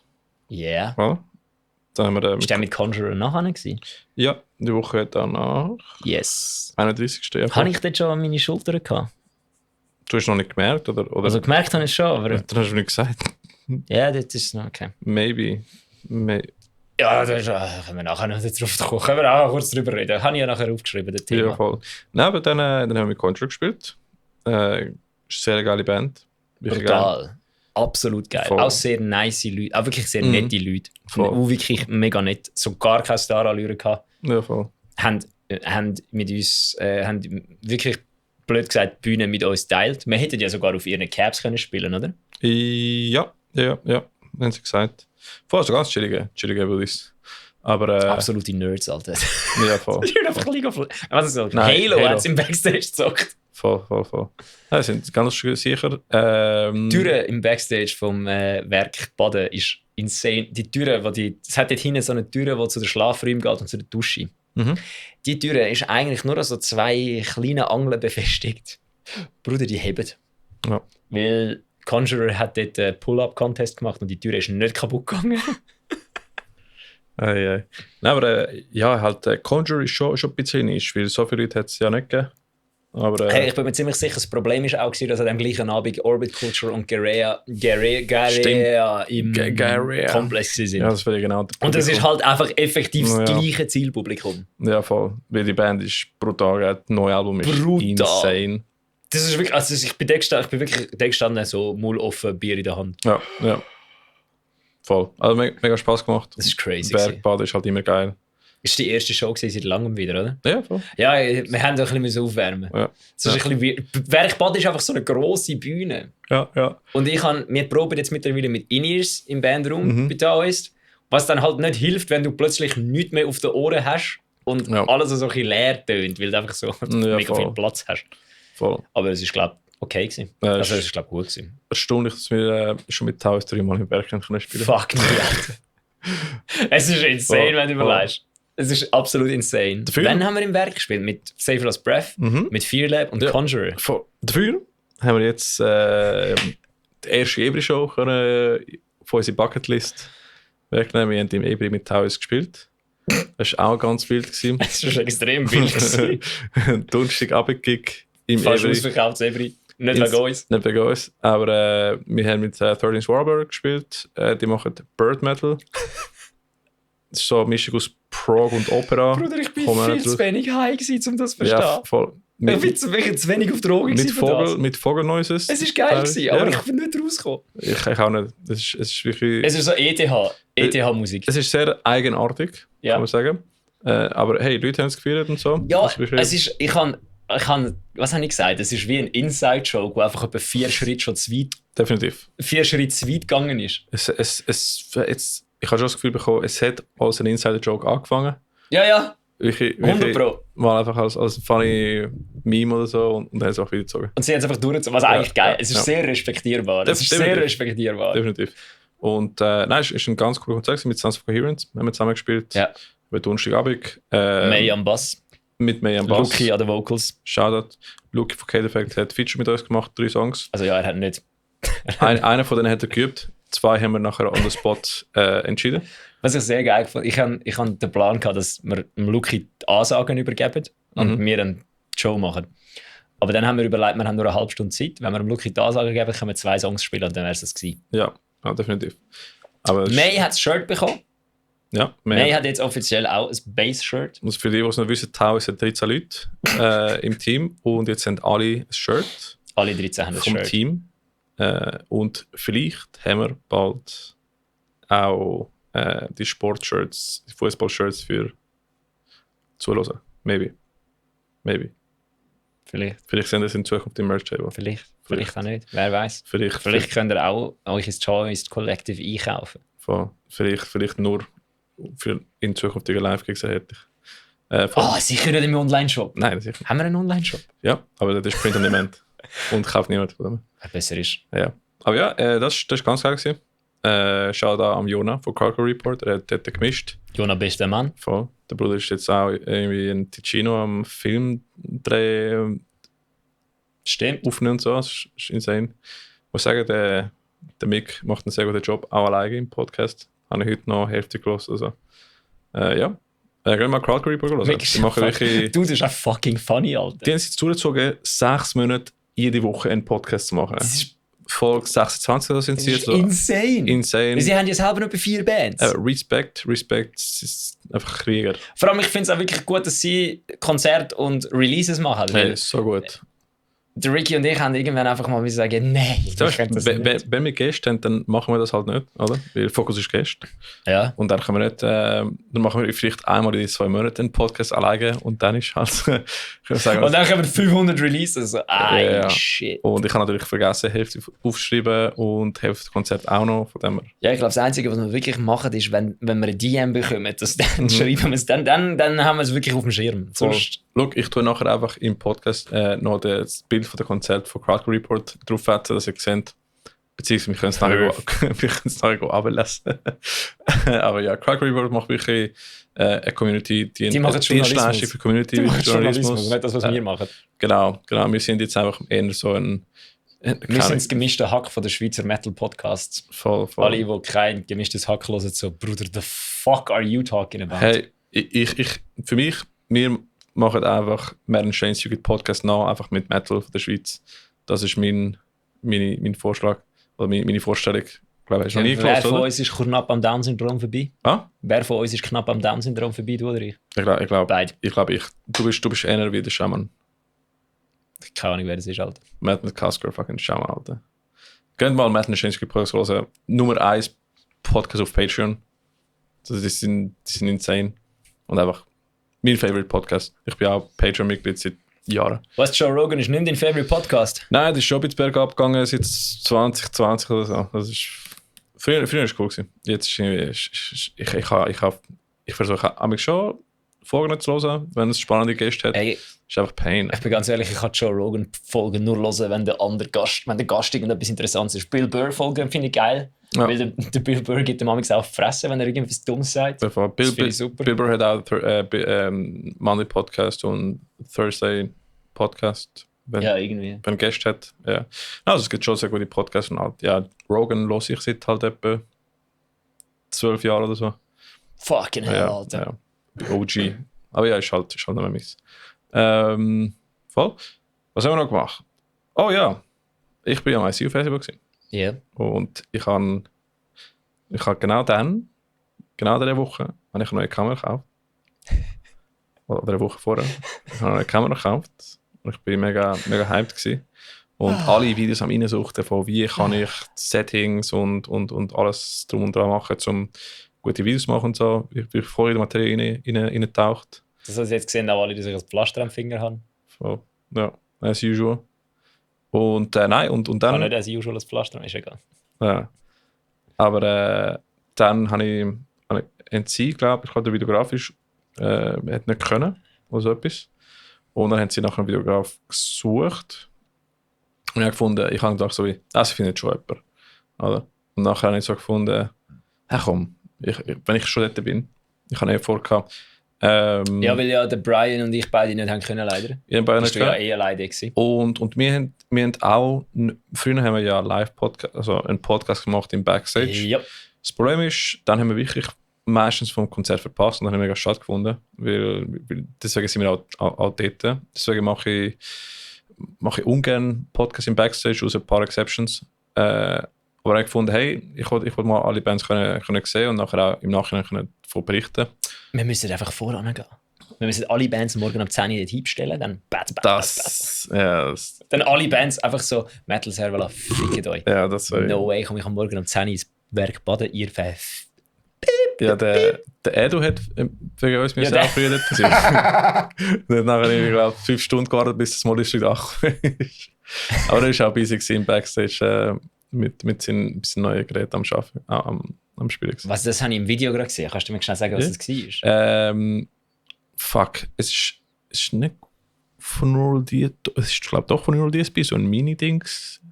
Quad Nano ist es vielleicht? Ja, aber was ist es? Es ist ein Amp-Simulator. Okay. Also es ist ohne gut tönt. Also Edu, ich weiß nicht, ich glaube, der Edu hat erzählt im Podcast. Ja, davon. hat er, glaube ich, erzählt. Ich weiß nicht mehr, wer es ist. Ich glaube, es ist nur DSP. Das kann sein. Vielleicht Nano Cortex, I'm not sure. Aber ja, aber der hat auch so früh am ICU dabei sein. Und ich habe gefunden, ich habe glaube einen Tag vorher oder 2 Tage vorher an der Chorin geschrieben, so wie, hey, by the way, vielleicht noch nicht jemanden gefunden, aber ich nehme die Kamera mit und ich will spitzere filmen und so. Dann haben wir, wenn ihr schon jemanden habt, cool, dann bekommt ihr extra Footage. Und wenn ihr noch niemanden habt, dann habt ihr halt Footage. Und, ich wäre schon gerne als ICU-Festival. Hey, Line-Up ist sexy, es hat Spass gemacht. Der vegane Kebab ist sehr geil gewesen. Und Hey, ja. Shoutout, ich habe vorhin ein Cordon Bleu gegessen von Green Mountain. Hure gut. Alright. Anyway, erzähl weiter. Ja, wo ist der? Coop oder das Migros, keine Ahnung. Alright. Nein, und das ist cool gewesen. Dann habe ich mich halt vorbereitet, extra Batterien bestellt und so, dass ich genug Akku habe. Du hast einfach eine Ausrede gebraucht, um noch mehr Gear zu kaufen für deine Kamera. Ja, Gib's zu. dann habe ich- Du hast mir nämlich geschrieben, I might or might not have invested in a new camera. Und dann ich so, okay, Ja. du hast eine neue Kamera gekauft, definitiv. Und Ja. dann hast du mir das geschickt und ich nur so, brother the fuck. Ja. Und dann hast du das Gefühl gehabt, hey, wenn ich am ICU-Festival filme, brauche ich ja noch einen Screen oben, dass ich etwas sehe. Und mehr Dings und mehr das. Es war eine gute Ausrede gewesen, dass mein Bankkonto noch mehr brüllt. Und dann hatte ich halt die Kamera gehabt. Und dann habe ich noch bei dem Monitor bestellt, wo drauf geht, um das Bild grösser zu sehen. Absolut notwendig ist, dass der jetzt dort hängt. Es ist sehr wichtig, weil dann erkennst du wirklich die Schärfe und Ich meine, jetzt einstellen gerade und ist es so. sehr notwendig, dass er dort hängt, weil die Kamera macht Ich alles finde es gut, weil automatisch. dort ist es so klein und siehst nicht so gut. Aber dort Ja, siehst du aber das Einzige, was jetzt passiert, ist, dass wir nicht in die Kamera hineinschauen und es einfach so weird aussieht, weil wir Was? allen Leuten so da hinschauen. es sieht schon so aus, als ob die Kamera pointen. Nein, Oh, schau jetzt. Kamera pointen doch. ist so. Da Und ist das die wäre Kamera. weird, aber das sieht natürlicher aus, habe ich das Gefühl. Das sieht nicht natürlich aus. Doch. Ich schaue dir mal schnell in die Augen. Und jetzt schaue ich dir dort hin, wo ich hinschaue, wenn wir die Kamera hineinschauen. Nein, schau mich nochmal an. Eben, ist Ist das weird. natürlicher? Ist weird, nein. Ja, eben so. Nein, aber das- so schauen wir, wenn wir im Bildschirm Nein. hinschauen. Weil wir schauen ja über die Linse. Aber nur ein bisschen, nicht so. Schau mal die Linse. Oh, Nicht so. du siehst... Oh, das ist... Ja, Ah, okay. das ist gefährlich. Ja, es ist gespiegelt. ja. Voll. Anyway. Und wo bin ich? Dann habe ich nebst der Kamera noch den Monitor geholt, dann 2 weitere Batterien plus Batterie-Ladegerät, sodass ich laden könnte, während ich filme. Das ist wirklich geil. Was ich nicht gewusst habe, ist, was ich eben jetzt nachgeholt habe, ist eine zweite Batterie für den Monitor. Weil der Monitor ist ausgestiegen nach der Hälfte vom Konzert, habe ich müssen laden und während dem ohne Monitor arbeiten, ist auch gut. Und jetzt habe ich, das war schon mal ICU gewesen, und jetzt habe ich noch eine Cage geholt, ein Handle, Also wenn eine zweite Batterie für den Wenn ihr Monitor. Musikvideos machen, Ricky ist immer ein halbes Jahr ready. Ja, gib mir ein bisschen Zeit zum Üben. Aber ja, das Ziel ist schon, Videos selber zu machen. Aber das ist eine andere Story. Das ist gut, da kann ich helfen. Das kann ich. Ja. Dann bei ICU. Dann habe ich gefilmt. Das war ganz geil gewesen, weil ich kann Bands schauen und dann kann ich schauen und noch etwas beitragen. Und ich habe auch vor, bei Expello ein Feature zu machen. Und dann habe ich... Du hast es gemacht? Also ich habe es gemacht, aber wir haben es ja geplant, wo wir mit Expello den Podcast gemacht haben. Ja, wo wir zurückgefahren sind, yes. Genau, und dann haben sie mich gefragt, ob ich einen Song machen will. Und ich so, hey, cool, mache ich gerne. Und dann habe ich halt Song können üben für 2 Wochen, das war tipptopp gewesen. Und dann habe ich, an dem Tag habe ich angefangen zu filmen. Zuerst bin ich so, während sie am Soundcheck sind, habe ich so ein bisschen so das Werk vorne am Eingang und so gefilmt und so. Und ein bisschen so Dings gemacht. Wie heißt B-Roll. B-Rolls gefilmt, voll. Für alle, die nicht wissen, was B-Roll Genau, ist, das ist so genau. Shots, die nicht mit dem Hauptthema zu tun haben, aber auch passend sind fürs Video. Genau, ich habe am Backstage aufgenommen, wie der Jan von Vielesei und der Niki von Expello RuneScape am Spielen sind. Oldschool RuneScape. Was ist da unter... Nein, ich frage nicht, sonst geht die Erklärung viel zu lang. Haben wir nicht letztes Mal schon diskutiert? Nein, ihr habt es mir nicht erklärt, ihr habt einfach gesagt, dass es das gibt.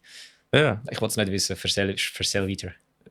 Red Vita, sonst sonst ist es entgleisig. Sonst gehst du Expello mit Niki und Nick von Expello hören. Dort erklären wir es, glaube ich, ausführlich. Oder nicht? Ich glaube nicht. Weiß auch noch, vielleicht ist das vergessen. Nein, ich glaube einfach nur darüber geschnurrt, ausführlich erklärt wurde es nicht. Anyway, jetzt erzähl weiter, Ja. dann können wir nicht... Ist auch Oldschool, ist cool. Ich sage ja, der Tisch Uns muss geht in der drei Nähe ist sein, Ass. damit ich nicht mit dem rede. Anyways. Dann haben wir Akudama gestartet. Jo. Voll. Was vorher war, der Marco, der eben Expello Booking und Management macht, hat das Aftermovie vom Wacken für Expello parat gemacht und auch sind so ein Kino im Backstage vom Berg gemacht. Haben wir können den Film schauen, das war ganz geil gewesen. Wie lange ist er? Den kannst du aber auf YouTube schauen, der ist schon etwa 5 bis 10 Minuten. Ah, okay, geil. Das ist also nicht Voll. der auf Instagram ist. Das ist eine Short-Version wahrscheinlich. right. Und auf YouTube kannst du die ganze Version schauen. Okay. Schwierig, sehr spannend. Ich liebe so Behind-the-Scenes-Videos / Dokumentarverfilmungen. Ich liebe das. Und Marco hat einen super Job gemacht. Ich habe nachher auch ein paar Videografie-Fragen gestellt. So, wie hast du wie machst du damit Fragen Slow-Mo und so? Wie viel FPS nimmst du auf und so? Ich bin rausgenerdet, wirklich geil. Und das kann ich auch nachher brauchen für Video. Voll, dann haben wir jetzt angefangen. Akudama haben gestartet. Übrigens, ich tue jetzt Folgendes machen. Ich tue jetzt ein kleines Metal Saber Aftermovie laufen lassen vom ICU Festival. Und der sollte jetzt kommen. I hear the whispers like itself from out of nowhere. No awareness cannot run the freezing grasp. I've been begging, I've been crying, I've been fighting for my life. They will always drag me back into the void. When I close my eyes, I see the ghost return.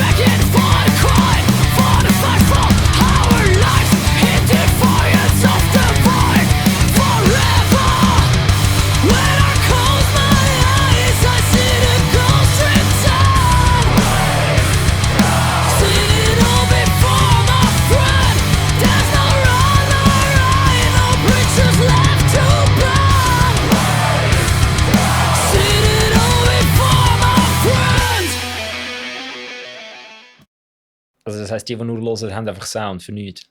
Ja, genau. Viel Spaß mit Expello. Dann hört Expello. Voll. Genau. Dann habe ich gesehen, ich habe ein kleines Aftermovie gemacht. Eben, als Juve-Festival hat es eigene Aftermovie gemacht. Mir ist einfach ein extra, wo ich einfach selber, ich kann ein bisschen Editing üben und so. Und das ist quasi mein Beitrag am ICU. Voll. Es hat wirklich Spaß gemacht. Und was ich auch noch gemacht habe, ist auch kleine Snippets von jeder Band noch gefilmt und editiert. Das sehen wir jetzt im Laufe von dem Podcast, wenn ich von der Band erzähle. Und Bands, ihr bekommt es auch nachher von mir. Ihr könnt nachher mit dem machen, was ihr wollt. Auf YouTube stellen und so. Ist halt mein kleines Geschenk an euch. Also eigentlich gerade gut, dass Brian und ich nicht rum waren, Ja, sonst wäre das nicht passiert. Hey, es hat mega... Was wäre passiert? Der Ricky hätte gehört, oh, sie haben einen, der nicht Videos macht. Dann hättest du mir auch noch eine Videokamera in die Hand gedrückt und man hätte wahrscheinlich eine Hollywood-Production gemacht. Nein, es ist gerade perfekt gewesen, um die Erfahrung zu machen. Und ich weiss, als Künstler ist es auch cool, wenn du nachher etwas zurückbekommst, wo du schauen vom Konzert und so. Ja. Es ist wirklich, es ist ein gutes Gefühl. Deswegen auch nicht für die Bands machen. Und deswegen jede Band bekommt dann einen 30 Sekunden Aftermovie oder wie heisst die? Fucking, es hat einen Namen. Ein Recap-Video vom Gig mit der eigenen Musik, wo ich eben entweder von iTunes oder Bandcamp habe. Und Small District, tun euch Bandcamp bitte updaten. Expello, ihr habt gar kein Bandcamp. Maybe tun sie jetzt zurück. Expello ist zu gross für Bandcamp. Du kannst nie zu gross sein. Du kannst nie zu gross sein zum Bandcamp haben. Bandcamp ist eine gute Dings. Genau, aber ja, Akudama hat gestartet. Wir sind immer noch dort. Ja, ich wollte ein bisschen erzählen von dem, sodass nachher auch ich ein Video kann inserten. Ich habe nur vergessen, dass wir immer noch bei der ersten Band vom Festival sind. Erstens, merci am ICU Festival, dass ich auch dabei sein konnte und da ein bisschen mein Nerd-Shit austoben. Ja, sorry, ich hoffe, dass ich nächstes Jahr auch wieder dabei sein kann. Ja, wäre cool. Aber ja, es war mega geil. Akudama hat angefangen, die jungen Burschen von Basel geben Gas. Ich finde, die Jungs machen es wirklich sehr gut.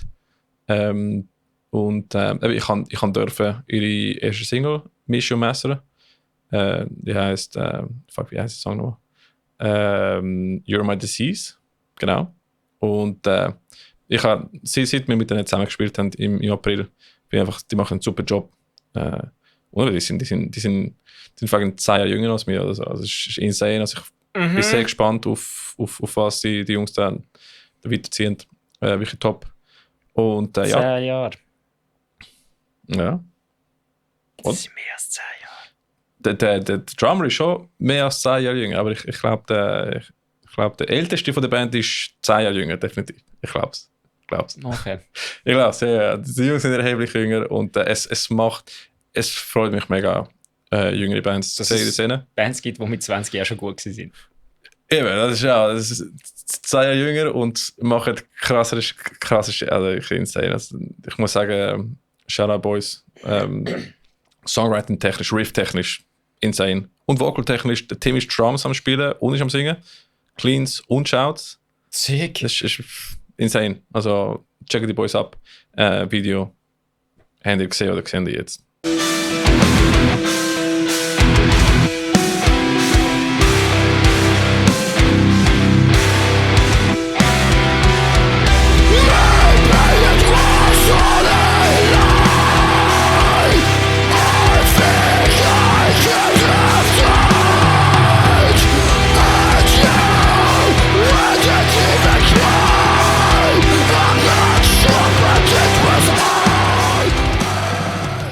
Dann sind ich kann dir nicht helfen, du musst jetzt ein Line-Up holen, sonst wird es nichts. Ja, ich muss eine Folge haben. Genau, End of Silence sind nachher gekommen. Die Jungs machen so ich glaube, so Modern Metal / Metalcore-mäßig. Sie sind schon als Video schon unterwegs, ich glaube, etwa 10 Jahre oder so. Und die Jungs machen es sehr gut, wirklich gute Songs. Und das Video sehen ihr dann da.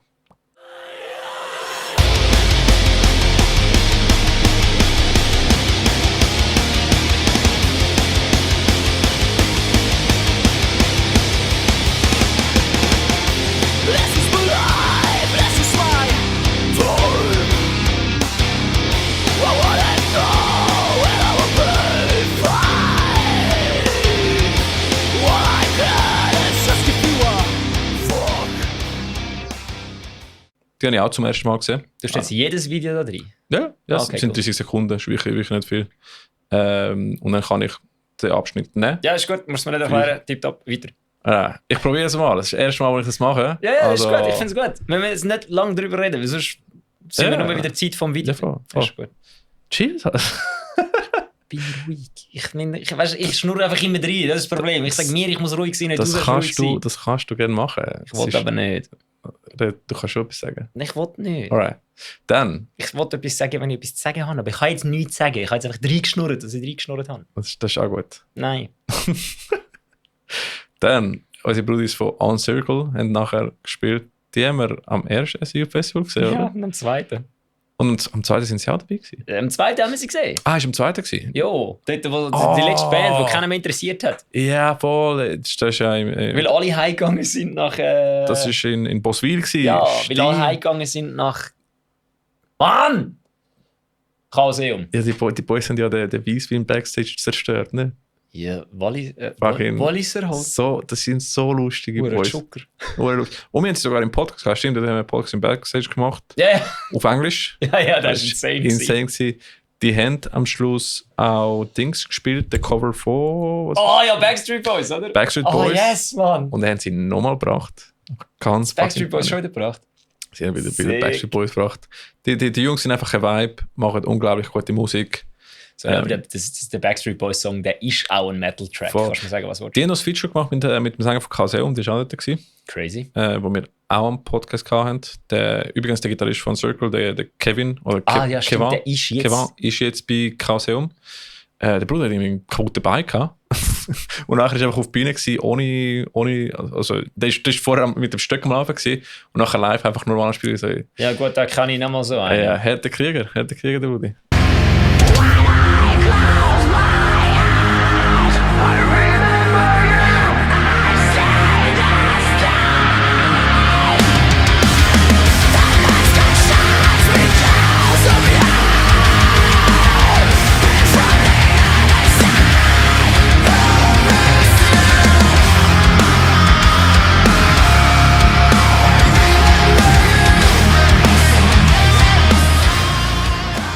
Aber richtig, richtig lustig gewesen. Ich habe es sehr schön gefunden. Im Backstage hat es 2 Flaschen Weisswein gehabt mit ein kleines Tag, wo gestanden ist, reserviert für Uncircle. Die Jungs, die Jungs bleiben treu. They are who they are. Sie sind aus dem Wallis, oder? Ja, sie sind aus dem Wallis Oh, und die sind fucking so funny. Geil. Ich hätte schon gerne mehr mit denen geschnurrt. Ich bin ein bisschen im Stress gewesen und ich erzähle euch, warum. Wieso hast Weil du ich diese bin- Videos machen? Nein, der Partner, der habe ich alles eingeplant. Alles okay. Ich habe mein Setup gehabt, ich habe meine Akkus am Laden gewesen und so. Aber nachher bin ich, Deine Akkus da, ist egal. ja. Aber ich habe noch einen B-Roll gemacht, als ich im Dönerstand gegangen bin. Der Veganer, sind vegan, glaube ich, veganer Kebab-Stand. Und ich bin am Filmen gewesen, so wie, hey, kann ich filmen und so. Ich so, ja, voll. Und ich so wie, gebe jetzt mir so ein Kebab-Ding, so, watch? Und ich so, hä? Ich so, ja, wir haben jetzt einfach gemacht fürs Foto. Und ich so, ja, ich habe vor, keinen zu kaufen, aber sie haben mir einfach geschenkt. Mega geile Leute. Shoutout, ich weiß jetzt nicht mehr den Namen, aber das ist im Video drin, vom Aftermovie. Also, können wir mal go abchecken. Wurde gutes Essen. Erstes Mal, wo ich einen Kebab-Teller nehme, der vegan ist. Und ich muss sagen, geil. Also, wirklich gut. Und ich bin am Essen gewesen, und dann ist Mick auf mich zugekommen. Und sie hat mir erzählt, sie ist eben noch nicht sicher gewesen mit der Stimme, ein bisschen under the weather gewesen. Ja. Und hat gesagt, ich weiß nicht, wie es denn aussieht und so. Für was heisst under the weather? Ein bisschen krank. Ah, Voll. okay. Nicht so fit. Und ich habe gewusst, ich mache den einen Feature. Und er hat kurz gesagt, so wie, hey, soll ich sonst ein anderes Feature machen oder etwas übernehmen, oder? Und sie hat gesagt, ja, und dann habe ich einen zweiten Song an den Spot lernen, währenddem ich die alle Bands filme. ich kann nicht geschwind im Backstage gehen und ein bisschen Dings machen, üben und so. Ich kann schon ein bisschen üben, aber ich kann gleichzeitig alle anderen Bands noch Welchen Song hast du gemacht? filmen. Chemicals habe ich gemacht. Und, Schnalten, oder? ja, ich glaube von der vorletzte. Golddude. Ich glaube, Goldstatue. Goldstatue ist es.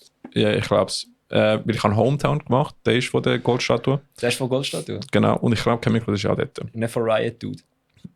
Nein, glaube nicht. Und dann habe ich ja den gemacht. Der ist nicht so gut rausgekommen wie bei dem, den ich üben kann. Aber wir haben es geschafft. Erstens, Mick ist fucking harte Kriegerin. Wir haben nicht gemerkt, dass sie nicht fit ist. Sie hat einfach Gas gegeben, wie Sau. Nicht gemerkt. 200% gegeben, wie immer. Und dann habe ich halt Chemicals können noch mitmachen. Ich bin natürlich auch sehr gescheit und ich habe meine Hände mit den Lyrics gehabt und ich habe die runtergetan. Natürlich nebendran vom Monitor. Jedes Mal, wenn ich Lyrics schaue, hat es gepfeift. Da oben. Ja, ist sehr gut. Natürlich, alle haben In-Ears gehabt und ich bin der Einzige mit Monitor. Oh, ja, geil. Ja, das ist auch super. Dann bin ich am Boden gegangen und dann hat es gepfeift. Aber am Anfang nicht, weil der Mikrofon ist nicht gegangen. Heisst, ich bin auf die Bühne gegangen. Ich habe das Mikrofon vom Niki genommen. Der Niki hat scheinbar bei einem Song vorher irgendwie aus dem Versehen die DA-Box gekriegt oder was auch immer, wo der Mikrofon eingesteckt war. Und er ist dann nicht mehr eingesteckt. Haben wir natürlich nicht gemerkt. Ich fange an zu schreien. So halb. Ich habe den Song im Fall vielleicht 5-6 Mal gehört. Ja. Ich habe den mitgemacht. Und nachher gemerkt, Also so, das komplette Gegenteil von dort, wo du im Werkbaden bei uns angekommen bist. voll. Ja, das ist genau gleich. Aber dort bin ich nicht am Filmen gewesen. Nein, weil im Werkbaden, wo du ja meinen Part bei Versis gemacht hast, vom einen Song, ist ja, ich stream ja effektiv wesentlich weniger laut als du. Also zu dem Zeitpunkt haben wir das, zu dem Zeitpunkt nicht so gesehen. Bei mir hast du reingeschrien, es ist einfach viel zu laut gewesen. Voll. Weil du eigentlich auch an dem Tag entschieden, nicht? Ja. Ja, genau. Voll. Das ist etwas, was ich jetzt mache, scheinbar. Und dann, ich habe angefangen. Dort hat es nicht gepfeift, oder? Weil ich habe mich nicht gehört. Und dann habe ich geschaut. Es Feedback nicht, Es wenn Feedback das nicht, Mikrofon nicht da ist. oder? Ja. Ich sage am Technik so, Bro, ich kann mich nicht. Fuck. Und nachher irgendwann checkt er und ich so, Bruder macht einfach so wie, da, andere Mikrofon. Und ich so wie, okay. Dann nehme ich den vom Goodie. Und dann gehe ich am Boden, es pfeift. Dann ich so Ja, aber wie, weißt du, hast du das Mikrofon so in den Monitor nein, reingekippt? aber ich bin einfach nicht, ich habe es wirklich so gehabt und trotzdem, es war ein bisschen sensitiv gewesen, keine Ahnung. Trotzdem bin ich runtergegangen und ich so gemacht, Lyrics am schauen. Ich bin die Hälfte der Zeit am Boden gewesen. Du hättest einfach können sagen, wie ein Profi sagen, das ist ein bisschen spontan. Ja, aber ich kann nicht dort mit dem Handy sein. Ja, Dafür bin ich die ganze Zeit am Boden gewesen. Geil. ja, auch geil. Aber es ist gegangen, wir haben es geschafft. Ja, das war mal etwas Neues gewesen. Und Spass gemacht. Nachher bin ich zurückgekommen für Hometown. Währenddessen hat Dani ist mal von der Corinne, die auch mitorganisiert, hat die Kamera genommen, hat einen super Job gemacht. Merci. Der hat auch den Edit von der Aftermovie von MyCU, der offiziellen Aftermovie gemacht. Mit dem Footage, das ich ihnen geschickt habe. Und der Dani, der hat auch das letzte Videoclip von Ophelias Eye gemacht. Der Bruder ist kein Videograf. Der hat die Kamera erst gekauft, irgendwie eine Woche, 2 vor dem Video drehen. Und der hat das Video gemacht. Insane. Also, und nachher mit CapCut das Video editiert. Also, der Bruder ist ein Macher. Manchmal musst du einfach machen. Hey, einfach machen. Traust dich nicht, scheißegal. Einfach machen, die Erfahrung sammeln. Und wenn es kacke ist, dann lernst du etwas daraus. Aber der hat einen super Job gemacht. Videoclip sieht insane aus. Und eben, Aftermovie hat er auch einen sehr guten Job gemacht.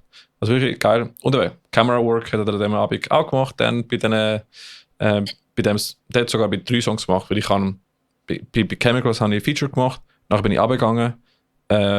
Und nach dem Song ist nachher nochmal ein Song gekommen und nachher Hometown. Da bin ich wieder ja, okay. Und ich habe gefunden, hey, ich lande mal die Kamera, machst du einfach einen Moment. Und bei 3 Songs hat er einfach die Kamera gehabt. Wirklich sehr gut. Stabil. Voll. Und voll, dann habe ich Hometown gemacht. Das war schon eine ganz andere Erfahrung gewesen, wenn du weißt, wie Lyrics gehen und welche Parts du einsetzen solltest. Von dem Schon. ja, hat sehr Spaß gemacht.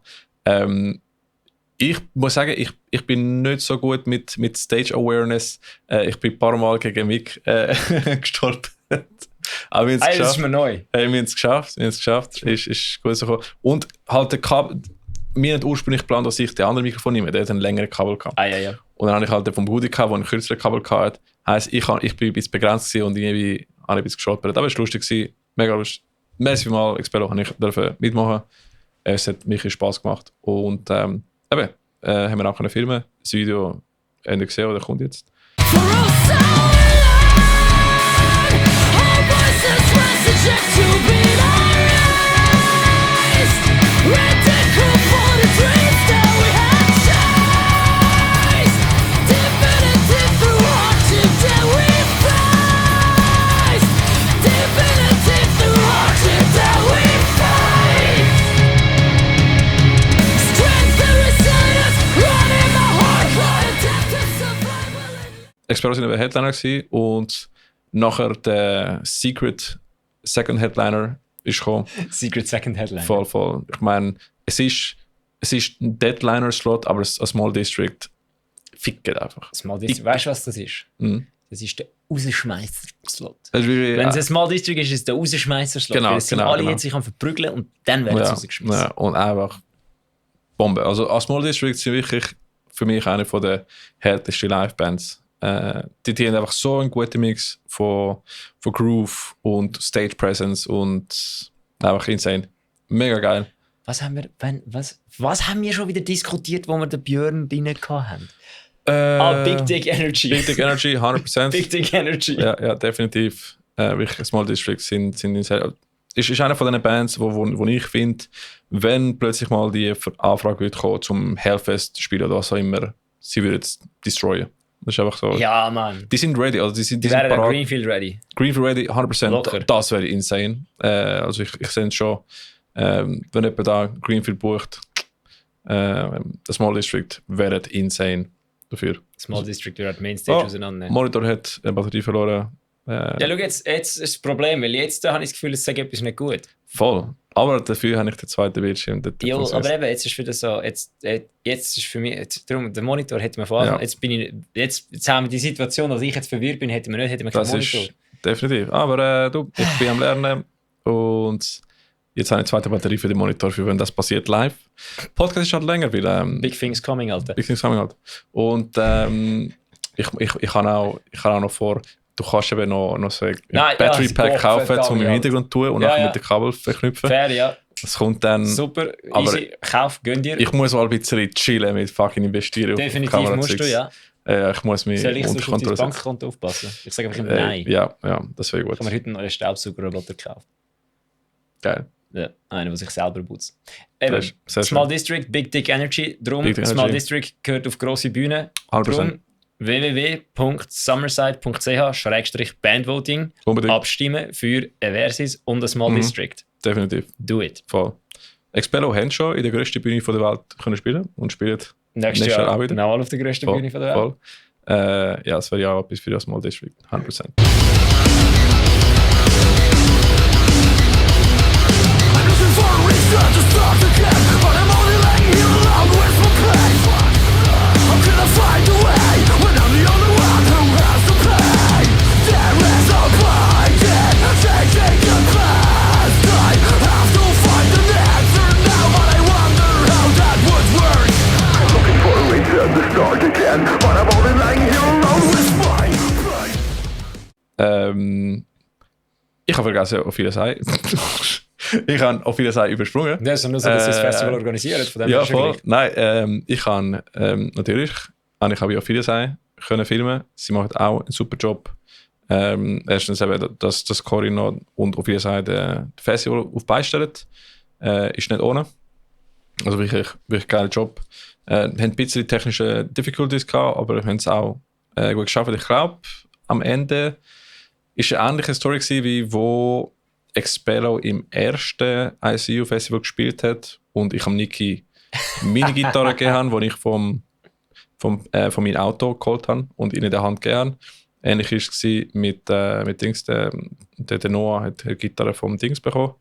Oh, hey, du hast den Namen richtig gesagt. Ja, ich habe es richtig gesagt, weil wir vorher davon hatten. Die Band gibt es einen neuen und einen neuen, ist nämlich schwierig. Und in dieser, da hat es der Brudi von End of Silence können seine Gitarre auslernen. Wichtig, immer eine Backup-Gitarre dabei haben. Ist halt, sonst passieren Sachen. Weil Also, das spielt im Ebri dort nicht. voll. Nein, weil Amigs gibt es Sachen, Das wo wär kannst nicht kannst true. flicken wie ein String oder so, aber ich glaube, es ist irgendwie, es ist schon in den Stecker irgendwie passiert, wo du nicht kannst in dem Moment flicken, oder? Das ist schon mega blöd. Aber hey, Da gibt es doch eins. Akustik. gute Show und sie haben sogar sehr coole Effekte gehabt, wo quasi wie heißt es, das ist nicht CO2-Jets. die Jets, ja. Wie heißt es? Ist so CO2-Jets. 2-Jet. Fucking geil. Wahrscheinlich ist es kein CO2-Jet, aber es ist ziemlich sicher einfach ein Nebelwerfer, der gegen auf. Ist ganz geil. Und timed mit der Musik, ist wirklich sehr cool. Weil es Das ist, muss schon, sonst wäre es verdammt blöd. Einfach so. Ja. Der Song bricht gerade zusammen, wird hure ruhig. ja. Ja, weil man denkt oft über Lichter und so, aber die Jets, cool.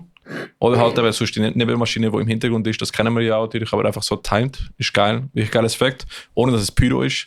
Weil schwierig in so Locations Pyro zu haben. Nicht Location ist schwierig, Pyro ist schwierig. Ja, Pyro ist schwierig allgemein. Und Du brauchst einen, der shit can happen. Deswegen ist auch nicht so gut. Aber ja, die sind geil, weil du kannst auch gerade nebendran spielen und dann kommt es auf dich und ins Video. Kommt hure geil im Fall. Also, wenn ihr das Video schon gesehen habt oder gesehen habt, dann jetzt ein paar coole Takes. Let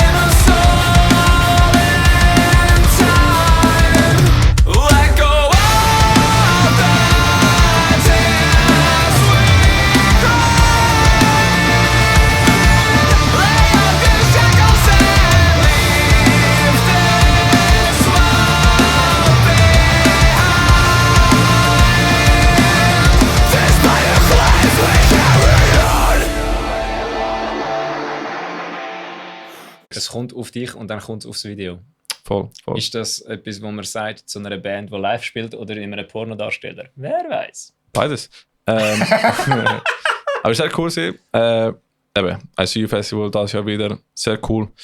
Hat mir gefallen, dass ich jetzt wirklich alle Bands kann live sehen kann. Und voll. Das war mal eine andere Erfahrung gewesen. Und freue mich dann auf das nächste. Sick. Oh. Ja, ist gut. Ja. Fertig, ICU. Ja, voll. Und ich tue schnell die Batterie vom Monitor Nein, lass doch die Batterie in Ruhe, Alter! Band das Brot ab. Es interessiert doch nicht. Jetzt, voran hat jetzt eben der Tisch im Fall. Ich sag's dir, wegen dieser verfickten Kamera muss ich da so... Schau mal, wie weit weg ich vom Tisch sitze. Darum hau ich ständig an das Mikrofon an. Weil normalerweise ist das Mikrofon über dem Tisch und dann ist das Mikrofon auf der Tischzone und ich muss nicht irgendwie mit meinen Händen am Mikrofon vorbei, weil sonst der Tisch steht. Ich habe den Tisch steht als Tisch, ich kann den Tisch respektieren. Jetzt haut der Ricky ständig seinen Arsch ans Mikrofon und gibt euch Ohren-Aids und ich hocke da so... Da, schau mal, also, sehen Sie ja, da ist der Tisch, da wo meine Hand ist der Tisch, das ist zu nahe, um ihn zu ignorieren, aber auch zu weit weg, um ihn zu brauchen. Und darum ist das Mikrofon vor meiner Frau. Und jetzt habe ich die Hand wieder hinter dem Mikrofon und komme da an das maledeite Kabel an. Und es ist alles einfach für nichts. Und zwar nur, weil der Ricky seine scheiß neue Kamera mit seinem Drecksbildschirm muss haben. Technik ist geil. Gibt's? Kannst du können wir vom Roman und von den zwei. Können wir von den zwei, wie heisst es schon wieder? Von den Social Media Spezialisten das Quick Rant Dings haben. Voll. Zum Einfügen. Ja, wie ist der wieder gegangen? Einfach Quick Rant und dann Quick Metal. Rant. Und dann Metal. So ein Breakdown. Irgendetwas. Okay, was machen die Jungs? Sollen wir wieder mal ein Update geben zum Instagram-Algorithmus? Ich komme wir sind noch nicht raus und es ändert sich alles die ganze Zeit. Ein Tag nachdem die Folge rausgegangen ist, wo wir gesagt haben, sie sollen zurückkommen, weil niemand mit rauskommt bei Social Media. Und Lea so, Jungs brauchen der Hilfe. Die Lea macht Marketing für das Grenchen. Ja. Und Unter anderem. Greenfield. Ah ja, stimmt, sie ist auch am Greenfield vor der Kamera mit dem Mikrofon. Auch mit. Voll. So, Jungs brauchen der Shoutout Hilfe. Lea. Wir auch so. Ja, bitte. Die Lea ist sie, die mit uns Essen getestet hat am Grenchen. Jawohl. Und ist sie am Greenfield Contest Dings? Wir haben kein Video gemacht. Sie hat am Greenfield Contest, wo All Together gewonnen hat, Ja, sie hat Interview gemacht. hat sie Interviews gemacht. Tatsächlich, ja. Und Voll. am zweiten, glaube ich, auch. Ja. Mit Dave Your Last Breath. Mhm. Der Dave Your Last Breath. Ja. Ich habe ihn jetzt so gespeichert in meinem Handy. Ich finde immer noch, er sollte sich auf Instagram so nennen. Dave Weil Your jetzt Last heißt er Breath, Dave please. Sülp. Dave Sülp finde ich fast, Dave Your Last Breath wäre viel besser. Es ist nur ein Buchstabe, der anders ist. Es hat ja am Greenfield Contest irgendetwas, sie haben, glaube ich, seinen Namen falsch gesagt. Nein, sie haben einfach gemeint, es ist einfach gestanden Lee von Life for Redemption anstatt Dave. Voll. Von Dave Your Last Breath. Ja, voll. Der ist jetzt einfach irgendwo in der Ferien. Der Dave Lee, ja. Der schreibt mir einfach so, ich sage, irgendwo in der Karibik. Jetzt? Ja, ist einfach in der Karibik. Oh, damn, okay. Schön für ihn. Ja, schön, Bruder. Cheers. Ist nicht vor kurzem irgendwie ein Jahr weg gewesen. Ja, aber du musst ja Ferien, Fair. wenn du einen Job hast, musst du Ferien brauchen. Fair. Du kannst nicht einfach deine Ferien nicht brauchen. Das ist ja gleich, ob das Jahr weg ist. Halbes Jahr ist Voll. glaub ich, weg gewesen. Halbes Jahr, ja. Well, Shoutout, Bruder. Shoutout Dave Your Last Breath. Voll. Dave Last Breath. Dave Your Last Breath. Warum machen? Weiss ich nicht. Er kommt nicht aus Albanien. Oh ja, wir sind noch nicht fertig mit der Recap. Wir haben einfach schon sehr lange nicht mehr so einen Podcast gemacht wegen so vielen Sachen. Ja, das ist so. Fucking, das Studium, ich habe einen Tag weniger im Monat. Weil ich arbeite 80%. Jetzt habe ich Studium, jetzt arbeite ich 100%. Also nicht 100, aber ich habe jetzt mit dem Studium 100% Pensum. Und das ist insane.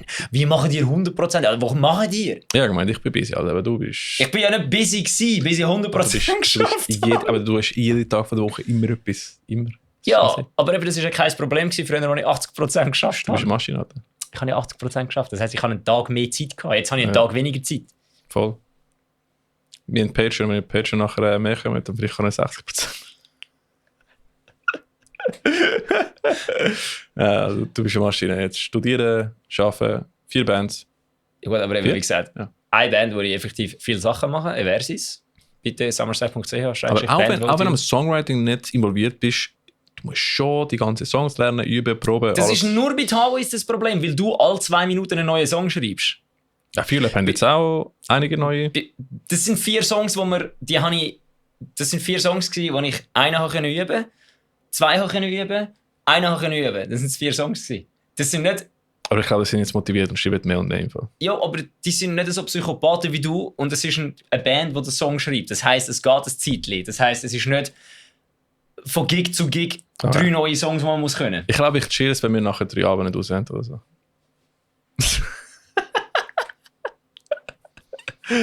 ja. Ja, ist gut. 3 Alben, Bruder. Wann ist das? Übermorgen? Ja. Irgendwann muss ich wieder mal dem an die Liste schreiben. Ja, dann geht's bitte, wieder. ja. Ich sorge eigenhändig dafür, dass Viking Metal oder einfach so Nordic Death Metal wieder einen völligen Boom hat. Einfach, dass du, ich konditioniere den Instagram-Algorithmus darauf, dass du nur keine Hardcore-Clips mehr bekommst und nur noch so Wikinger. Ja. Hardcore hat wirklich mein Leben übernommen. Hardcore hat dein Leben übernommen und meins ruiniert. Aber, Das ist geil. Aber eben, jetzt kommt noch später. Ich habe noch einen Callback zu dem ganzen Thema später. Okay. Ich habe jetzt meinen Callback zu Bandcamp. Ja, du musst nur noch über das Pricing reden, der Rest hast du ja gesagt. Nein, ja, Pricing schon. Also erstens, holt Bandcamp, auch wenn ihr hauptsächlich Spotify-Streams, was ihr bekommt, ist gut zum haben, bekommst automatisch direkt das meiste Geld von anderen Plattformen. Wichtig, wenn ihr den Bandcamp Wie kommt habt, man das Geld über? wenn ihr bekauft, Ja, aber wie kommst du das Geld über?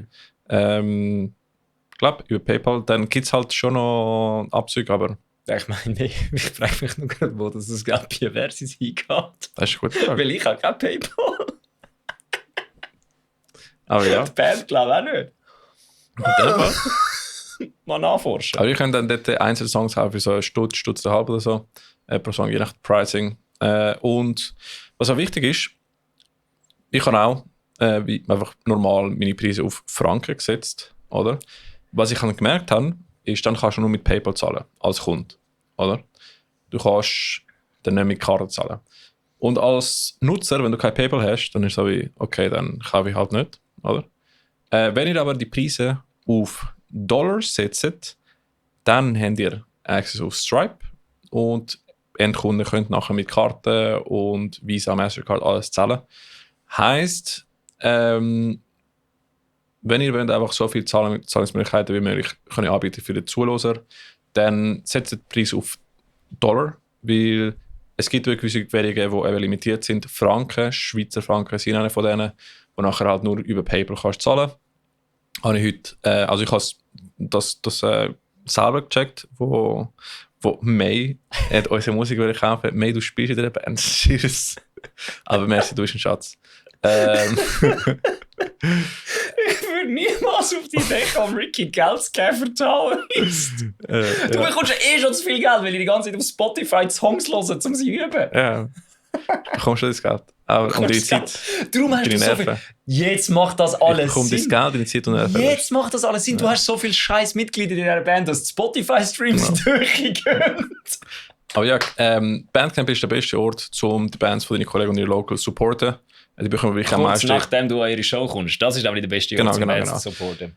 Nebst Shirts kaufen und Bands an Local Show supporten, kaufen die Musik im Bandcamp. Ich weiss, da sind der Jon und der Mick recht am Gas geben, weil halt Spotify ist ethisch gesehen nicht das Beste, was es gibt. Und Bandcamp zahlt wirklich am fairsten zu den Künstlern. Und so investiert halt nicht auf irgendwie AI-Waffen. Ich habe letztens eben so ein Meme gesehen, wo einer geschrieben hat, Greta Thunberg hat am Anfang nur das Klima retten und jetzt will sie unser soziopolitisches System stürzen. Und dann habe ich unten dran so einen Kommentar gesehen, if you've ever dabbled in activism, that's kind of the conclusion you get to.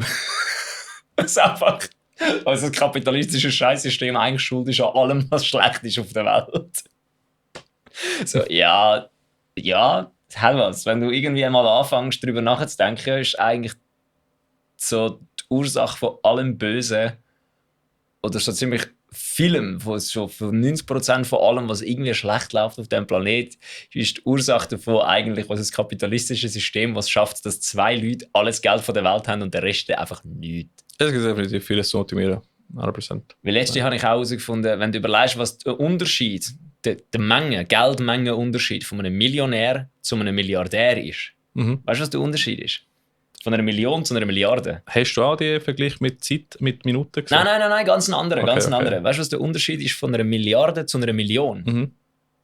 Basically, wenn du es aufrunden, eine fucking Milliarde. Ja. Es sind 999.999 Millionen. Ich kann es dir das ist basic, wenn du es aufrundest, ist das eine Milliarde. Ich kann es dir schicken, weil ich habe heute so ein Ding gesehen, wo... Ich bin noch nicht Das heisst, wenn ich jetzt Milliardär wäre und du wärst Millionär und diese Büchse hätte kein Geld, hättest du aus meiner Sicht etwa gleich viel Geld wie diese Büchse. Du hättest aber immer noch 1 Million. Aber aus meiner Sicht hättest du etwa gleich viel Geld wie die Büchse, weil ja basically 1.999.999 Millionen sind. Was ja quasi, wenn es wieder aufrunden, 1 Milliarde ist. Das ist insane. Der Zeitvergleich ist auch insane. Ja, aber der Zeitvergleich ist so wie 1 Million Sekunden ist 2023, 1 Billion Sekunden ist der Roman Empire. Ja. So das ist insane, Alter! Das habe ich heute gesehen. Insane! Und ich habe im Fall diese Woche ein Video gesehen, von dem ich muss schicken. Aber ja. Ja, ich weiss, ich glaube, unser Instagram-Algorithmus ist wahrscheinlich der gleiche. Man hat ziemlich sicher die gleichen Videos gesehen. Ja. Ja, das ist wirklich, es ist fucking insane. Aus dem Grund, jetzt überlege mal, fucking Elon Musk hat 500 Milliarden. Voll. Für was brauchst du 500 Milliarden? Fick dein Knie! Fazit vom Ganzen, setzt den Preis auf Dollars. Wird Milliardär. Auf Bandcamp, dann können alle mit Karten noch zahlen. Du lernst, hey, Metal Servala schon wieder Bildungsauftrag erfüllt. Ja. Eben noch kurz. Büchse hat kein Geld, der Ricky hat 1 Million, ich habe 1 Milliarde. Aus meiner Sicht, der Ricky hat gleich viel Geld wie die Büchse. Voll. Und jetzt frag dich, ob man der... Nein, ist egal. Ich denke, Johnny Harris hat gerade das Video gemacht von Unterschied von 100 Millionen zu 1 Billion. Das ist mit den Reiskörnern gibt es ja. Ja. Das ist komplett insane. Ja. Das ist wie aber auch viele Leute, wenn du so Abstimmungen hast, was darum geht, die Superreichen zu besteuern, wo nachher alle dagegen stimmen, weil sie irgendwie das Gefühl haben, sie haben mal so viel Geld. Und dann denkst du einfach, und dann überlegst du so, wenn du dann mal die Anzahl anschaust von Leuten, die es effektiv betrifft. Ja, genau. Das ist so, nein, du wirst, wenn du jetzt nicht so viel Geld hast, dass du betroffen bist von dem, hast du, egal wie lange du lebst, nie so viel Geld, dass du betroffen bist von dem. Ja, es ist schnell. Ja. Ausser natürlich, du heiratest jemanden, von dort. Aber Voll. du Fazit, wirst niemand nutzt von dort Bandcamp. heiraten, weil die reichen Familien heiraten untereinander wie die Könige, Ja, damit ihre Empires noch grösser werden. Es ist eine Neo-Aristocracy, ist halt so. Merkt man, dass wir in einer HC-Band spielen? Voll. Definitiv. Ja. Oh ja, Bandcamp, gut. Bandcamp gut, Voll. Du hast noch etwas geschrieben. kapitalistischer Staat semi-gut. Mhm. Hat seine Vorteile, hat seine Ja, Nachteile. Vor- und Nachteile, ja. Wir sagen dir jetzt nicht, was du sollst abstimmen Ja. aber überleg dir das, was wir vorher gesagt haben. Ja, was habe ich aufgeschrieben? KI. KI-Bands. Ich habe herausgefunden, wieso das ein moderner Metalcore scheiße ist.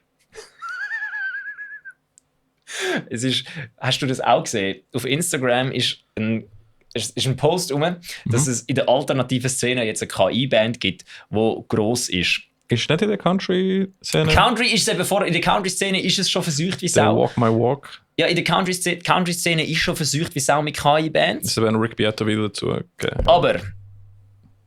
Aber das Ding ist, jetzt ist in der alternativen Szene das auch schon rum. Sorry, ist es eine AI-Metalcore-Band Es oder ist ist es einfach eine eine Metalcore-Band? Es ist eine AI-Metalcore-Band, sie heißt Love Like War und sie tönt wie jede Metalcore-Band. Das ist so eine die Frage. Ist it AI or just a modern Metalcore-Band? Ist es AI oder ein Model? Und das Ding ist einfach, normalerweise ist es ja so, dass AI eine herzlose, seelenlose Version von etwas macht, wo Leute sich, wo Kunst ist, blöd gesagt. Wenn du mal irgendetwas, wenn du etwas kannst, also wenn du kannst zeichnen, wenn du kannst ein Lied schreiben, wenn du kannst programmieren, wenn du irgendetwas machst und du fragst AI das zu machen für dich, findest du ja raus, dass AI einfach nichts kann, oder? Und jetzt ist es so, die Band, die heisst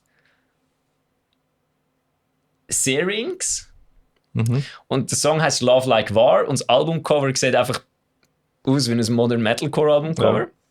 Und wenn du es hörst, hat es mehr Leben als die meisten modernen Metalcore Bands. Das heisst, AI hat es geschafft, aus etwas Leblosem, aus etwas Seelenlosem, Leblosem, etwas machen mit Seele und Leben. Das heisst, eigentlich die Metalcore-Szene hat es geschafft, AI zu kehren. Ist Metalcore AI-Musik, bevor es AI gegeben hat? Metalcore, ja, das ist das, was ich sagen will. Metalcore hat schon AI-Musik gemacht, bevor es AI-Musik gegeben hat. Ja. Das ist wirklich, also ich sage jetzt nicht, dass wenn ihr das hören geht es irgendwo hören, wo der Künstler kein Geld verdient damit. Also am besten irgendwo illegal streamen, illegal abladen. Syrinx, Love Like War, Song tönt wie jeder generisch. Wird so weit kommen, dass wir AI-Musik in Torrents findet, in der Pirate Bay? Ich bin mir ziemlich sicher, das ist schon so. Aber eben, das ist wirklich...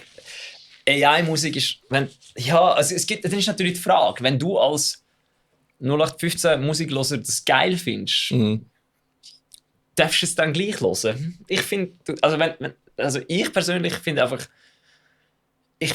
es ist hure beschissen. Spotify hat ja selber AI-Musik. Spotify macht ja selber AI-Musik, wo sie in ihre eigene Playlist tun, wo sie dir nachher pushen, wo sie nachher quasi mit den Ads Geld verdienen und sie müssen dann keinen Künstler zahlen, weil das Geld geht ja an sie selber, weil sie ja die sind, die die Musik gemacht haben. Da sind wir wieder beim Thema von voran. Kapitalismus, yay. Und darum ist alles einfach so scheiße. Darum ist AI einfach Musik einfach kacke. Weil, blöd gesagt, machen dann Leute Geld mit etwas, wo sie nichts dafür investieren. Also wie Milliardäre. Ja, also es ist... Die Folge ist sehr politisch geladen. Irgendjemand hat einen Rant gehabt von dem vor kurzem, wo ich geschaut habe. Der Jonah. Nein, der Jonah 100%. aber nein, ich meine, nicht der Craig Reynolds, ein anderer. Ich weiss, welcher der Dude von Opalinski, der Band. Opalinski? Opalinski, die hure Meme-Band, der Dude mit den langen Haaren und dem Bart. Möglich. Ich bin mir ziemlich sicher, dass du weißt, welcher das ich meine, wenn ich dir das Foto zeige von ihm. Wie der, der gesagt hat, so wie, wenn du AI-Musik gerne los ist, dann hast du wahrscheinlich auch ein Live, Love, Love. Gut, ja, okay, aber es gibt. Ja, aber das macht das. In dem Sinne, dass du. Ja. Wie können wir sagen? Da. Ich glaube, das ist der. Ja. Das ist ziemlich on point. So wie, hey, wenn dir das so scheißegal ist, woher dass du, also was es ist, was du konsumierst, dann ja, fair. Ich meine. Dann hast du einen Live, Love, Love-Sticker in der Küche. Genau, irgend so etwas. Fuck me, Alter. Es ist funny, ich sehe den Punkt. Weißt, ich muss auch sagen, ich nutze AI zum Beispiel zum Programmieren. Und deswegen fühle ich mich so wie... Es kommt darauf an, für was. Ja, definitiv, AI, definitiv. Bei so etwas ist es aber, wenn du es als Werkzeug brauchst, finde ich, ist es etwas anderes, wie wenn du es einfach... ich meine, das andere ist ja effektiv einfach komplett generiert. Aber dafür, wenn ein Songwriter AI als Support-Tool braucht, es ekelt mich. Weißt du, ich habe letztens wir haben einen Song, den wir auf Deutsch gemacht haben mit der Version 2013 oder 2017. Gute Nacht, ich weiß nicht, ob den jemand kennt. Den haben wir jetzt neu geschrieben, machen den neu auf dem neuen Album, das wir machen, also auf der ersten Hälfte auf dem neuen Album. Und weil wir uns entschieden haben, wir machen nur noch englische Texte, habe ich den müssen auf Englisch machen. Und den einfach übersetzen, hat einfach scheiße getönt. Und dann habe ich habe mir dann gesagt, gut, ich habe den Songtext schon mal geschrieben. Das heisst, wenn irgendjemand darf sich Hilfe suchen, um die Wörter, den Text so übersetzen, dass er als Lied Sinn ergibt, dass es nicht, weil wenn du ihn einfach übersetzt, dann hast du entweder das Problem, dass es im Text nicht mehr Sinn ergibt, oder als vom Feeling von allem nicht mehr aufgeht. Und dann habe ich dort halt ChatGPT gefragt und nicht den Text übersetzt, sondern einfach den Text reinkopiert und gesagt, hey, ich brauche das und das und das. Und dann habe ich einfach Inputs gesucht. Also weißt, meistens fehlt ja einfach so ein Wort. Weißt, weil wenn ich jetzt zum Beispiel das Wort karg habe auf Deutsch fair. und das Wort 1:1 auf Englisch übersetze, macht amigs gar keinen Sinn. Ja. Und dann habe ich das übersetzt und dann gesagt, kannst du mir ein paar Alternativen schreiben, wie dass wir das machen mit der Gefühlslage und allem Wüsten. Und dann hat es mir einfach irgendwelche und dann gesagt, das ist das Wort, das ich suche. Und dann habe ich das Wort, das man den Text baut. Ich habe definitiv auch Synonym gesucht und Rhymes gesucht und so. Und eben, ich meine... Ich habe jetzt irgendetwas suchen auf dem Handy, aber ich habe es vergessen. Dictionaries, DeepL und so, wenn du ein Wort suchst oder so. Und deswegen frage ich, ab wann ist ethisch gesehen... Also wenn ich muss das ganz ehrlich sagen, wenn du dir einen Text schreiben lässt, definitiv, dann fick dich Knie. Wenn du aber einfach Hilfe brauchst, weil du selber zu wenig Englisch kannst, oder wenn dein Hirn gerade einen Kurzschluss hat und du nicht auf ein Reimwort kommst für Apples, ja, dann fucking go for it. Ja, voll, definitiv. Ich meine, kannst du mir ja nicht sagen, dass all die Leute, die vor 30 Jahren Songs geschrieben haben, gar keine Hilfe gehabt haben. Ja, voll. Das ist aber nachher das Argument, wo die Person bringt, die hinter der AI-Band sind. So wie, ich habe einen Text geschrieben und dann hat es halt einen Song um das gemacht und es ist Number 1 auf den Billboard-Charts wegen CD-Verkäufen. Ja, fuck. Und dann ist es so, da muss man ein bisschen aufpassen, weil, ganz ehrlich, Alter, wenn ich nochmal eine fucking Suno AI Werbung auf Instagram sehe im Fall, ich schlage mein Handy. Weil jedes Mal so wie, before Suno, after Suno, so wie, Bro, du kannst einfach nicht eigene Musik schreiben. Und dann ist so wie, dann kotzt mich wirklich an, weil ich so wie... Aber das Gute ist ja eben, wenn du Musik mit AI produzierst, tönt es wie modernen Metalcore. Außer du produzierst modernen Metalcore mit AI, dann ist es besser wie modernen Metalcore. Also ich finde, wenn jemand AI braucht, um Musik zu schreiben, dann bist du einfach ein mediocre Musician. Punkt. Aber es kommt eben wieder darauf an. Genau. Für was? Genau. Also wenn ich verstehe auch, ja, aber keine Ahnung, Suno AI hat mir eine Lead-Gitarre geschrieben oder was auch immer. Und ich so wie, hey... Ja gut, aber dann fick dein Knie. Eben, fick dein Knie. Und ganz ehrlich, ich glaube, jeder muss selber die Erfahrung machen. Ich meine, wir haben auch mit Whiteout zum Beispiel, wo AI angefangen haben mit Midjourney, haben wir auch Cover Arts mit AI gemacht. Und in dem Moment habe ich nicht viel überlegt. Aber da ist ja auch noch nicht so schlimm wie jetzt. Jetzt hat ja jedes gottverfickte Scheißding AI drin. Nein, aber meine Bluetooth-Kopfhörer haben AI drin. Ja. Wieso zum Fick brauchen meine Bluetooth-Kopfhörer? Das ist das Gleiche, wie meine verfickte Geschirrspülmaschine kein Wi-Fi braucht. Weil zum Beispiel in dem Moment ist nicht wichtig, die Frage oder wir haben es einfach nicht überlegt, oder? Ich habe auch AI gebraucht in 2021 für den Demigods Unleashed Cover. Sieht fucking ass aus, aber ich habe es gebraucht, um irgendwie ein Cover Art zu machen. Der Vinland Cover Art ist AI, ist brutal schlecht. Aber ich habe so ein Bild im Kopf gehabt und ich habe nichts gefunden zum... Egal. Und Sema ist... Aber im Nachhinein habe ich so gemerkt, so, okay, shit, das ist nachher halt ein Job, oder ein Auftrag, wo hättest du einen Künstler geben, der das kommt aber immer wieder darauf an. 2021 bist du ja wesentlich weniger wie in dem allem wie jetzt. Definitiv. Also, die ethische Frage... 2021 hat es auch viel mehr Sinn gemacht quasi. Aber auch nachher, ich meine, die ethische Frage ist noch nicht rum gewesen, bis ich irgendwann gemerkt habe, so wie, okay, nein. Wie nachher habe ich so gesehen, so wie, okay, einerseits nimmt AI jetzt Arbeit weg von Künstlern, die zeichnen weißt und so wieso und malen. ist 21 noch nicht rum gewesen, die ethische Frage? Ja. Weil AI 21 noch so scheiße war, dass sie Eben, niemand mehr konkurrieren. Als ich Vinland released habe mit dem List, dann war es absolut kacke gewesen und niemand hat über AI geredet. Also, es hat ja auch gar nie, es ist ja auch gar nie ein Thema gewesen, dass ein AI-Song in Charts kommt. Wo wir mit Whiteout nachher released haben mit AI-Covers, sind das 2 Songs oder so. Das war gerade fresh gewesen und es sieht gut aus, also es ist insane gut. Mit Journey, oder? Ja. Aber das Thema ist vorher, ich habe auch Coverarts gemacht für Demi und so und ich habe sehr viele Compositions gemacht, die ich nicht selber zeichne. Ich habe einfach Compositions gemacht, wo ich Bilder, die ich gemacht habe oder abgeladen habe etc. Oder einfach einen Teil davon genommen. Composition ist halt etwas, wo in Graphic Design machst und hast, ist ein Tool. Und AI ist wirklich nicht viel anders. Aber eben nachher habe ich gefunden, so, okay, ich habe doch einen innerlichen Konflikt gehabt. Und deswegen habe ich jetzt zum Beispiel mit Taoist zeichnete Art oder fotografierte Art haben, wo jemand gemacht hat, oder? Wo keine AI dahinter steckt, aber das ist halt ein persönlicher Entscheid. Ja, fair.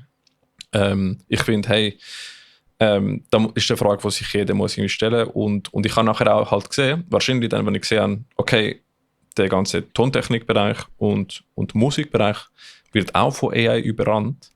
Heisst, die ganze Arbeits- und Stunden und was es braucht hat, um mich zu checken, aufnehmen, EQ, Kompression etc.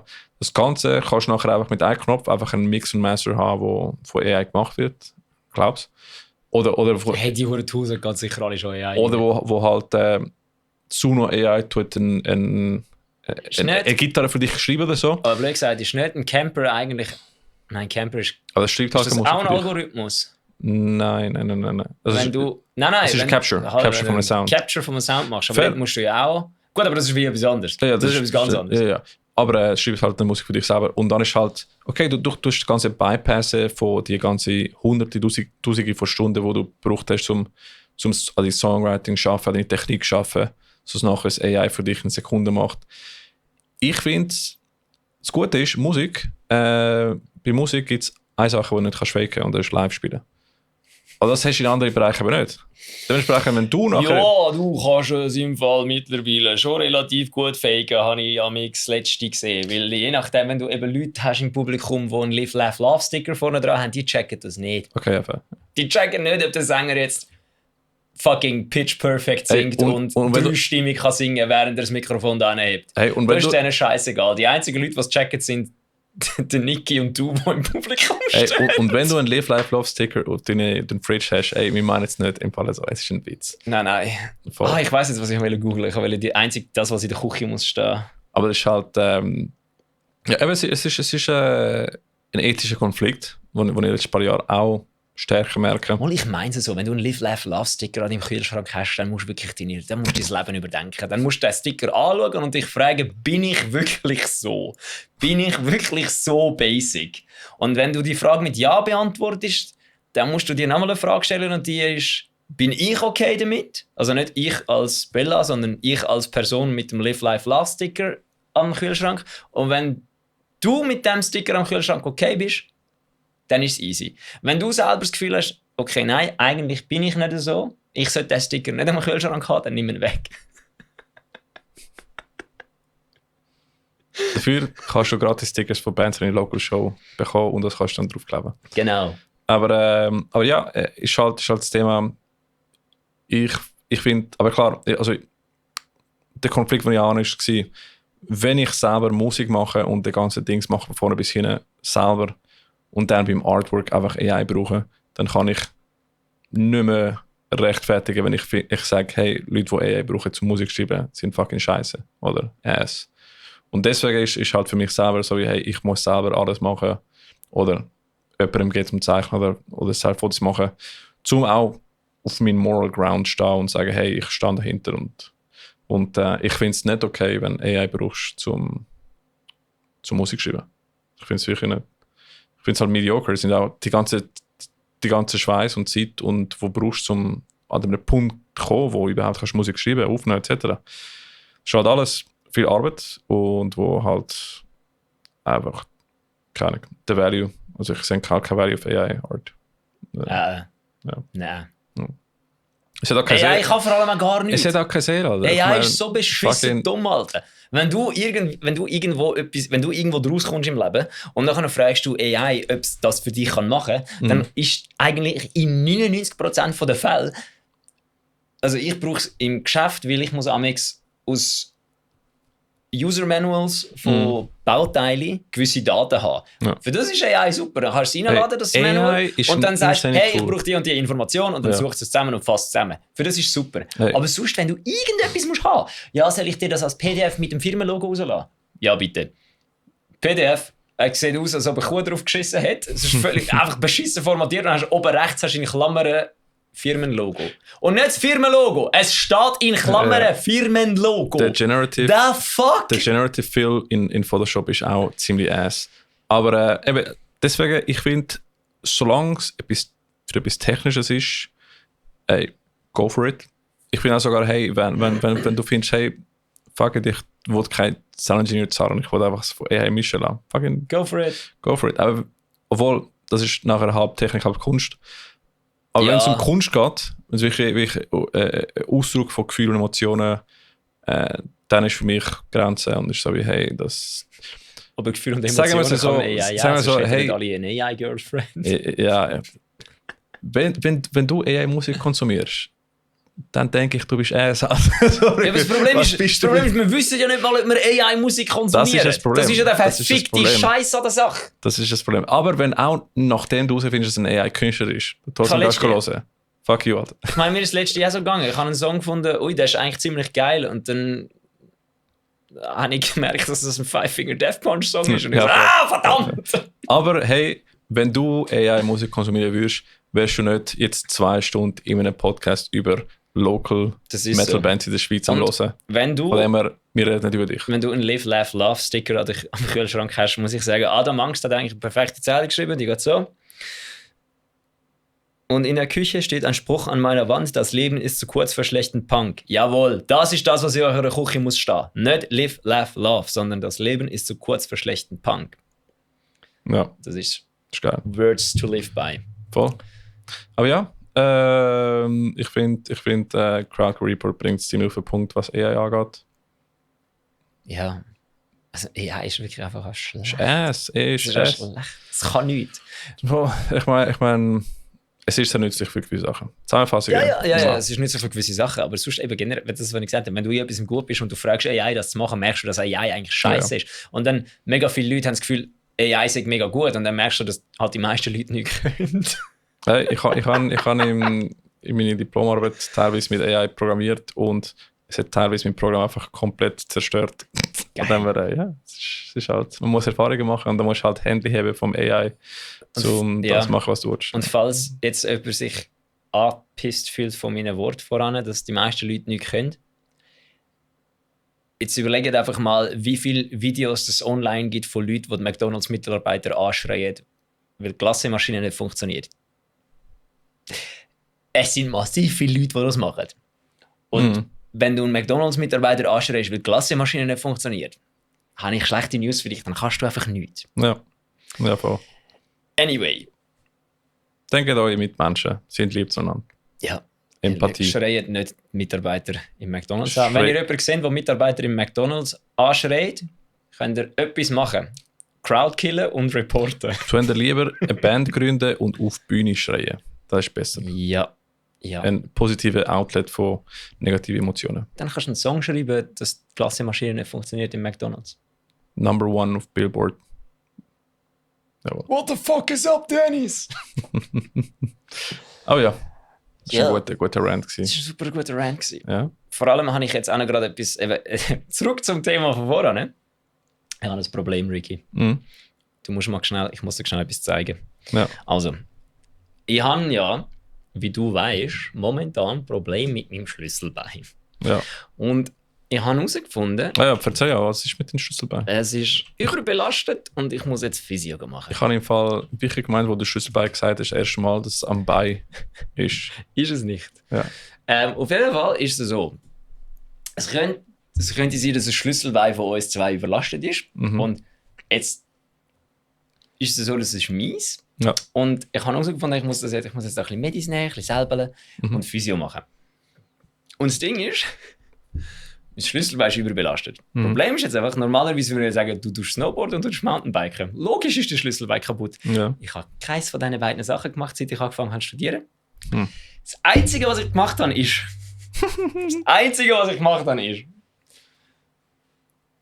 Konzert spielen und Songs lernen. Das heisst, die Chance besteht, dass mein Schlüsselbein überlastet ist, wegen Gitarre oder Bass spielen. Riffs. I riffed too hard. Jetzt könnte man natürlich sagen, ja, gut, ist der Ricky schuld, weil ich so viele Songs lernen müssen und spielen. Aber ich habe die Vermutung, dass es mein Bass ist. Ja.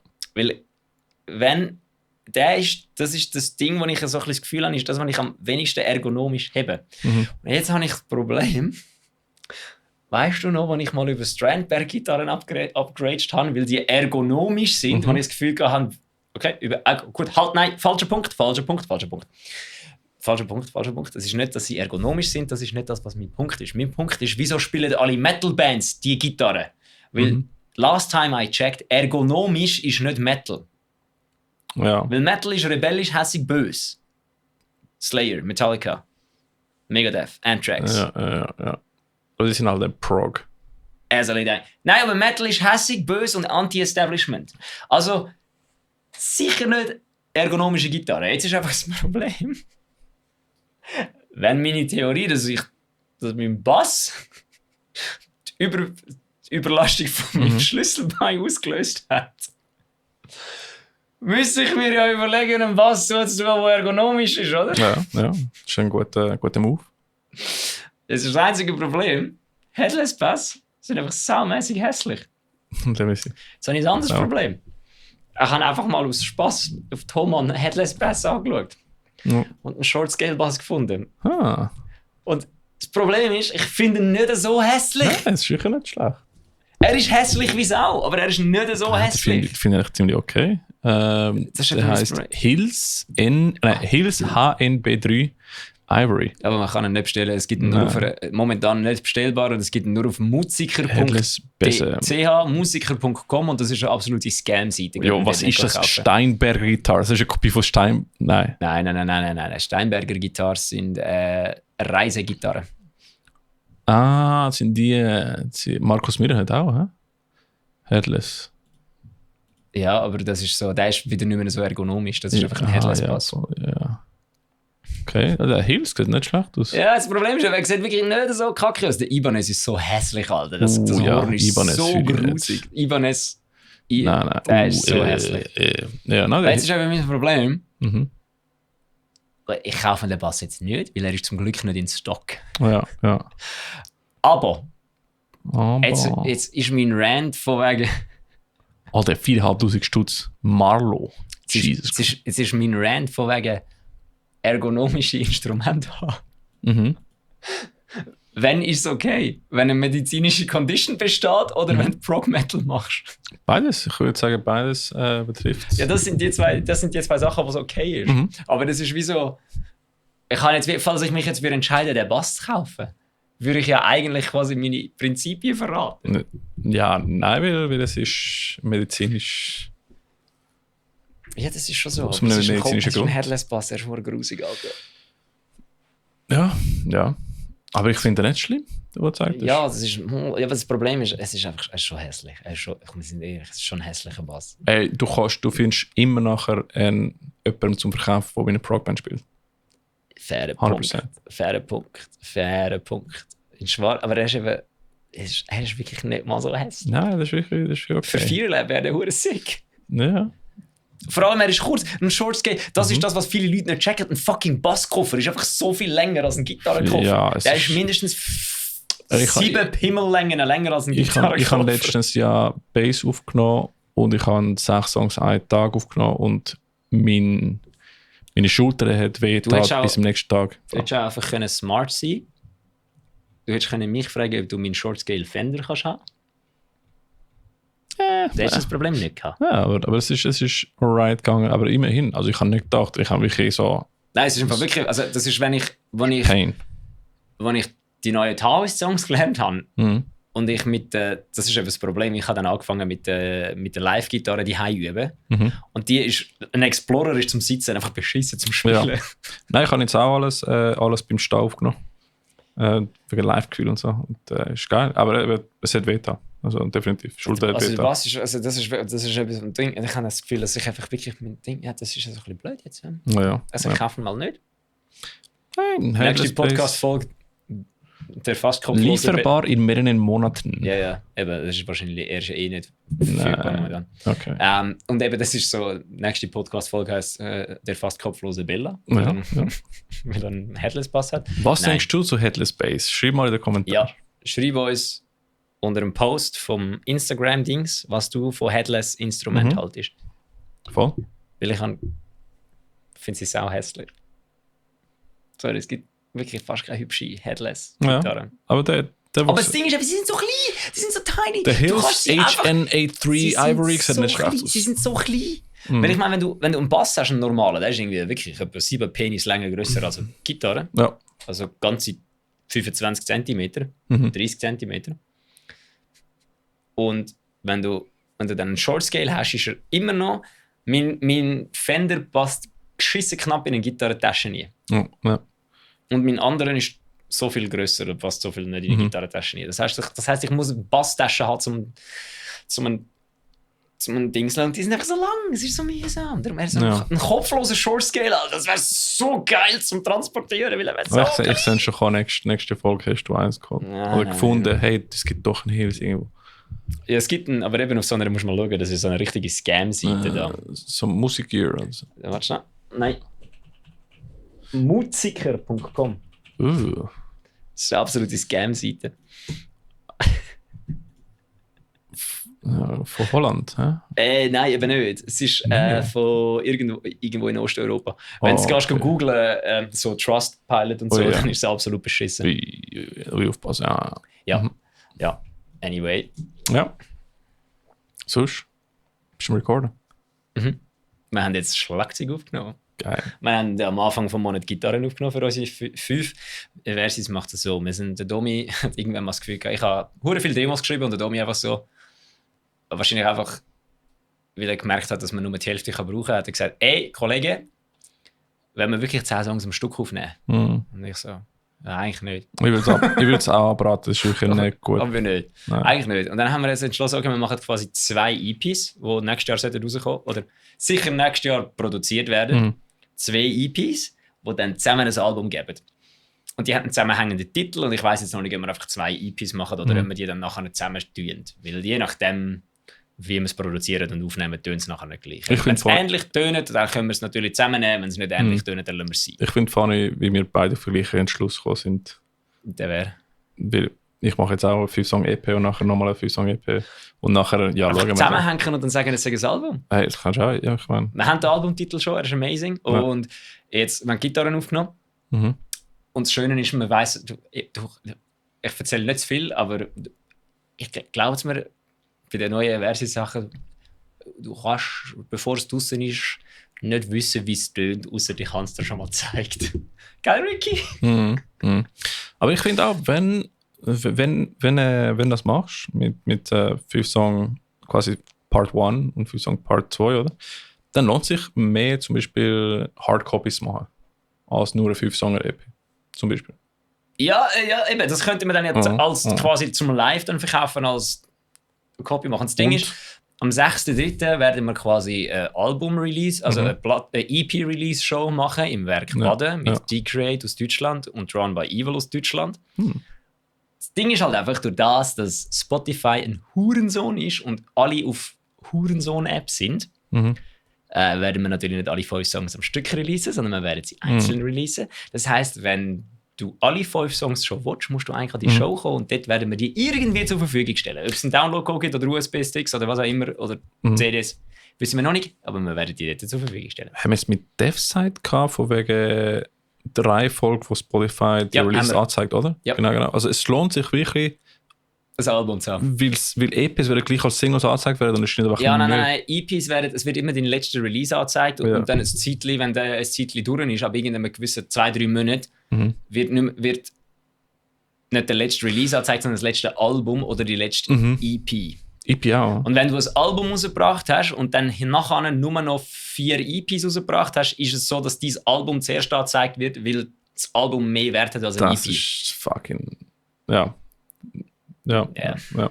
It is what it is. Hey, ich bin mir auch überlegen, im Fall Hardcopies zu machen, weil öfters, auch wenn ich selber finde, hey, ich kann keinen CD-Player, ich höre öfters von Leuten, die fragen, hey, haben die CDs? Und nachher so wie, ja, nein, aber wir haben Shirts. Und die Person sagt nachher, ich habe zu viele Shirts.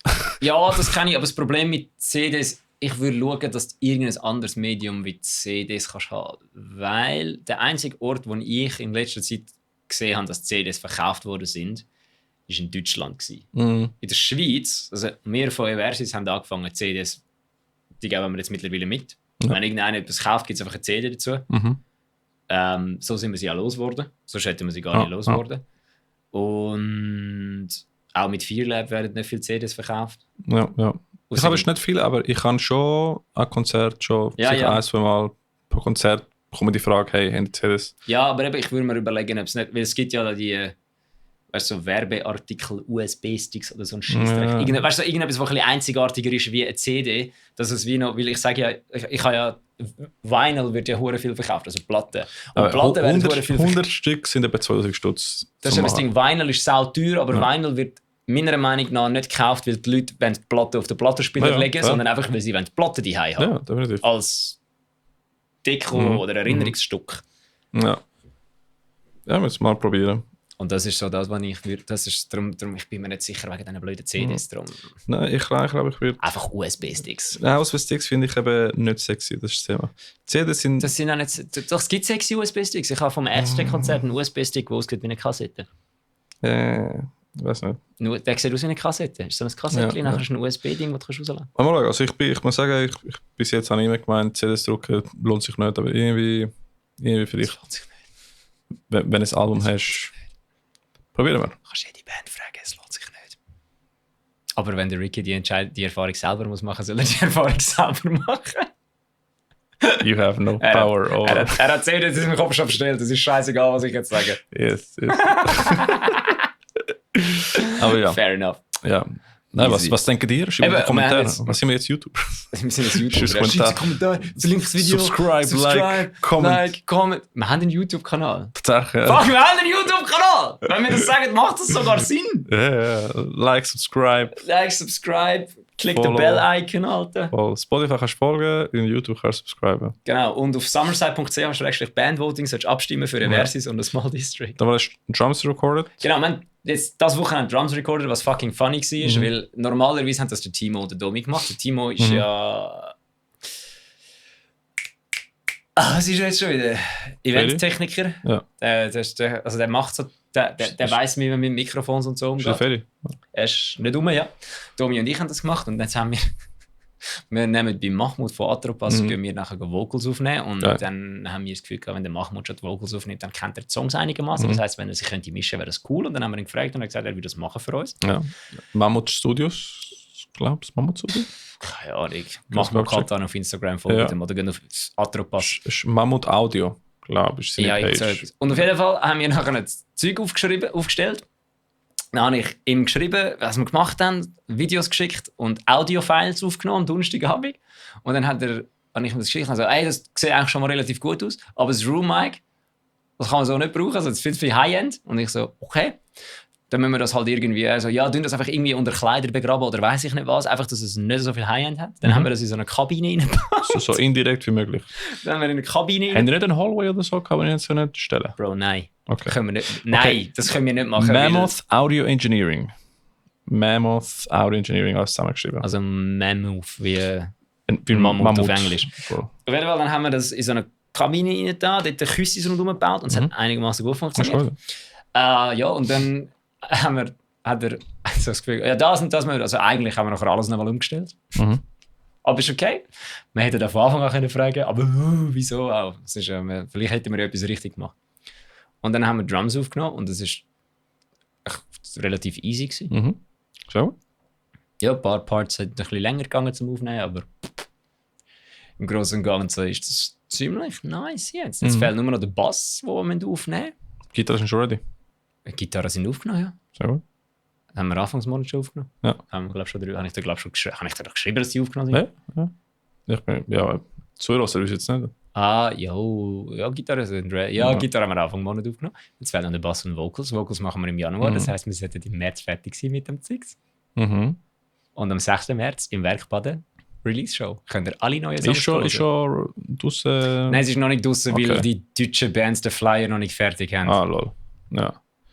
Nein, für Taus haben wir auch jetzt Gitarre ist fertig aufgenommen, Bass ist fertig aufgenommen, beides editiert.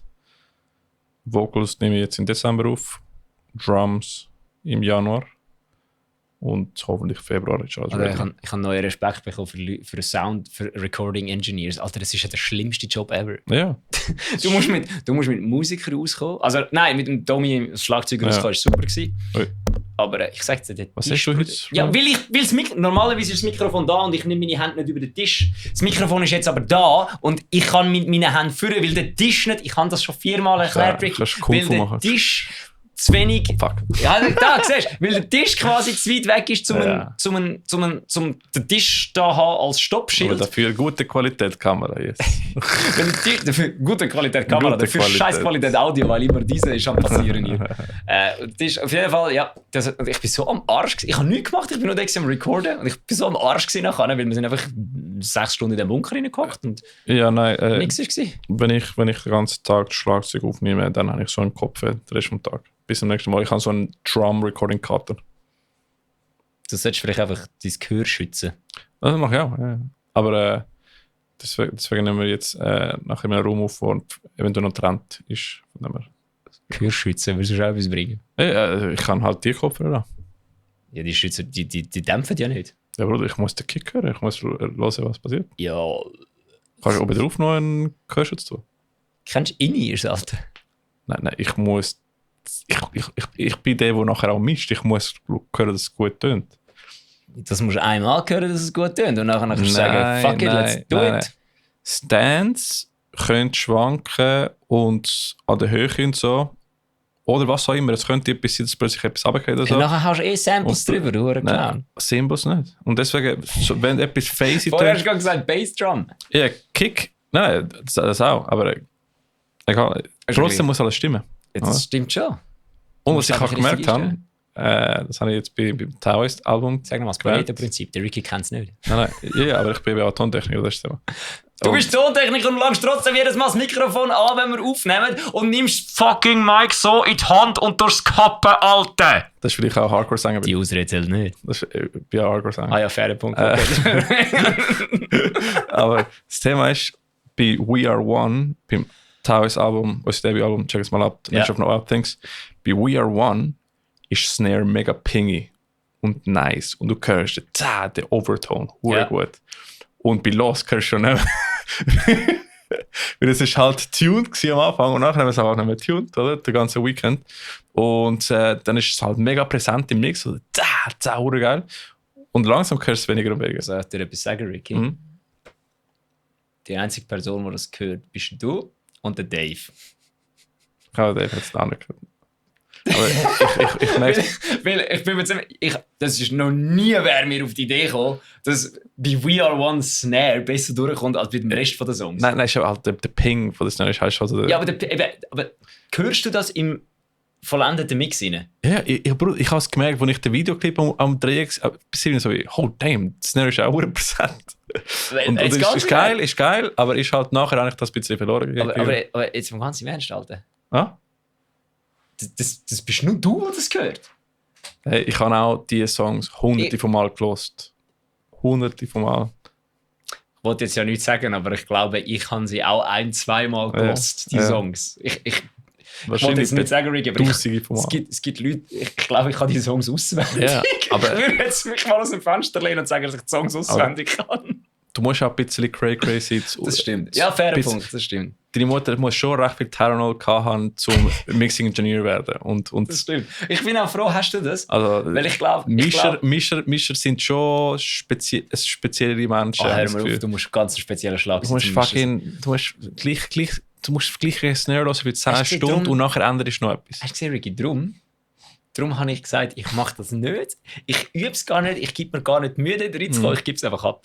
Ja, das ist 100%. Und deswegen, teilweise, Pareto-Prinzip kannst du schon sehr gut brauchen, aber Amex beim Mischen, es geht ja genau und Videografie ist genau gleich. Genau Ja. um den Also, 10%. schreibe in die Comments, ob ihr einen Unterschied gehört. Es ist definitiv eine Curve of Diminishing Returns. Das definitiv. Es kann ziemlich schnell im Tylenol-Land reinkommen. Kannst du mir schnell erklären, was Tylenol ist? wie Trump hat gesagt, dass Autismus durch Tylenol. Was ist Tylenol? Keine Ahnung. Also, Okay, ich google das jetzt. ja. Es ist einfach ein Meme. Ist es Kopftablette? There is a well-known brand name for medication Acetaminophen. Paracetamol. Aha, Paracetamol. Das ist ein Schmerzmittel. Okay. Ja. Aber weißt du, allein der Fakt, dass ich mich jetzt schon 4-mal darüber aufgeregt habe, dass ich eine falsche Distanz vom Tisch sitze, heisst, dass dass wir zwei beide genau gleich durch sind in der Birne. Wahrscheinlich, ja. Gut, einfach, Ja. Ricky, es ist mir eine Ehre, mit dir einen Podcast Ja. aufzunehmen. Haben wir noch etwas? Wir haben noch etwas, oder? Ja, was ist... R. Jeremy hat bei den News da. Ja, das ist scheißegal, das haben wir schon Voll. angesprochen. Hey, ich würde nicht mega viel auf Releases und so achten, weil wir haben nicht viel drin, aber ich habe ein paar eingetragen Ja, das ist gut. bei Releases. Sag dir schnell. Und zwar...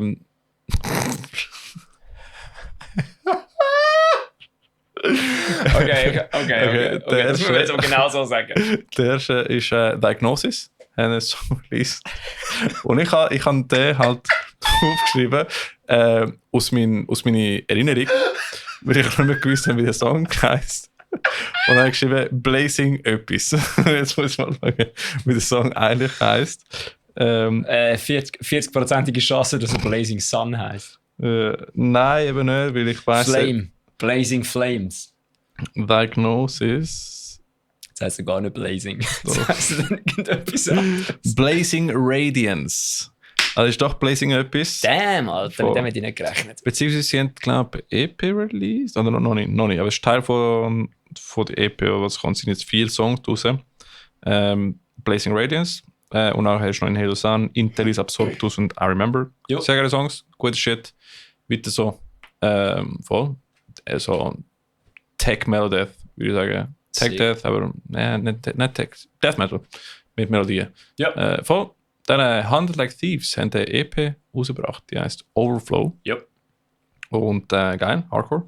HC. Voll. Sick. Gib Geil. ihm. Ist die ganze EP einfach auf einmal released. Ja, ich glaube, die ganze EP ist draussen. Ja. Sie haben ja auch ein Album-Release schon gespielt oder EP-Release schon, oder was auch immer. Ja. Also ich sehe auf jeden Fall immer Instagram-Werbung. Das macht er gut. Doch. Overflow EP. Ja. Path of Wrath hat auch 4 eine EP Songs. rausgebracht. Path of heisst Wrath auch. Chain of Events. Voll. Die Ganz geil. läuft auch brutal. Klopft wie Sau. Ja. Und was auch läuft, ist Sons of Coherence, haben ein Debütalbum released. Du hast es falsch gesagt. Das ist Sons of Coherence.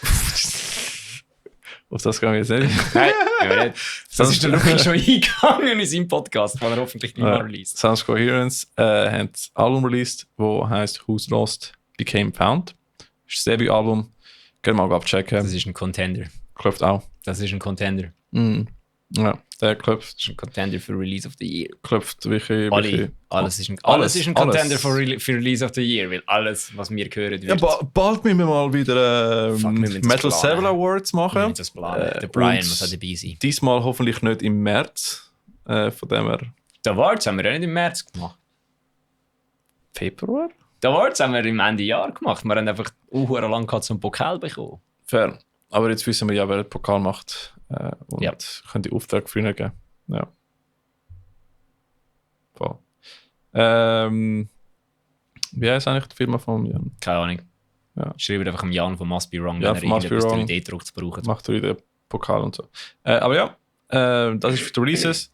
Konzert habe ich ehrlich gesagt nicht viel aufgeschrieben, aber checkt mal Crowdcore Report. Wir tun es auch reposten jedes Mal, wenn sie den Table mit dem Konzert haben. Yes. Was ich aber kann sagen, ist, dass der Samstag ist vieles los. Ruination Metal Fest ist es. Yes. Mit ganz vielen coolen Bands, Iron of Fate, Severus Breath und. Gehen es abchecken, wir haben es glaube ich letzte Folge gesagt. Aber wir Ja, können Days of Ruin probably auch, oder? Days of Ruin, ja voll.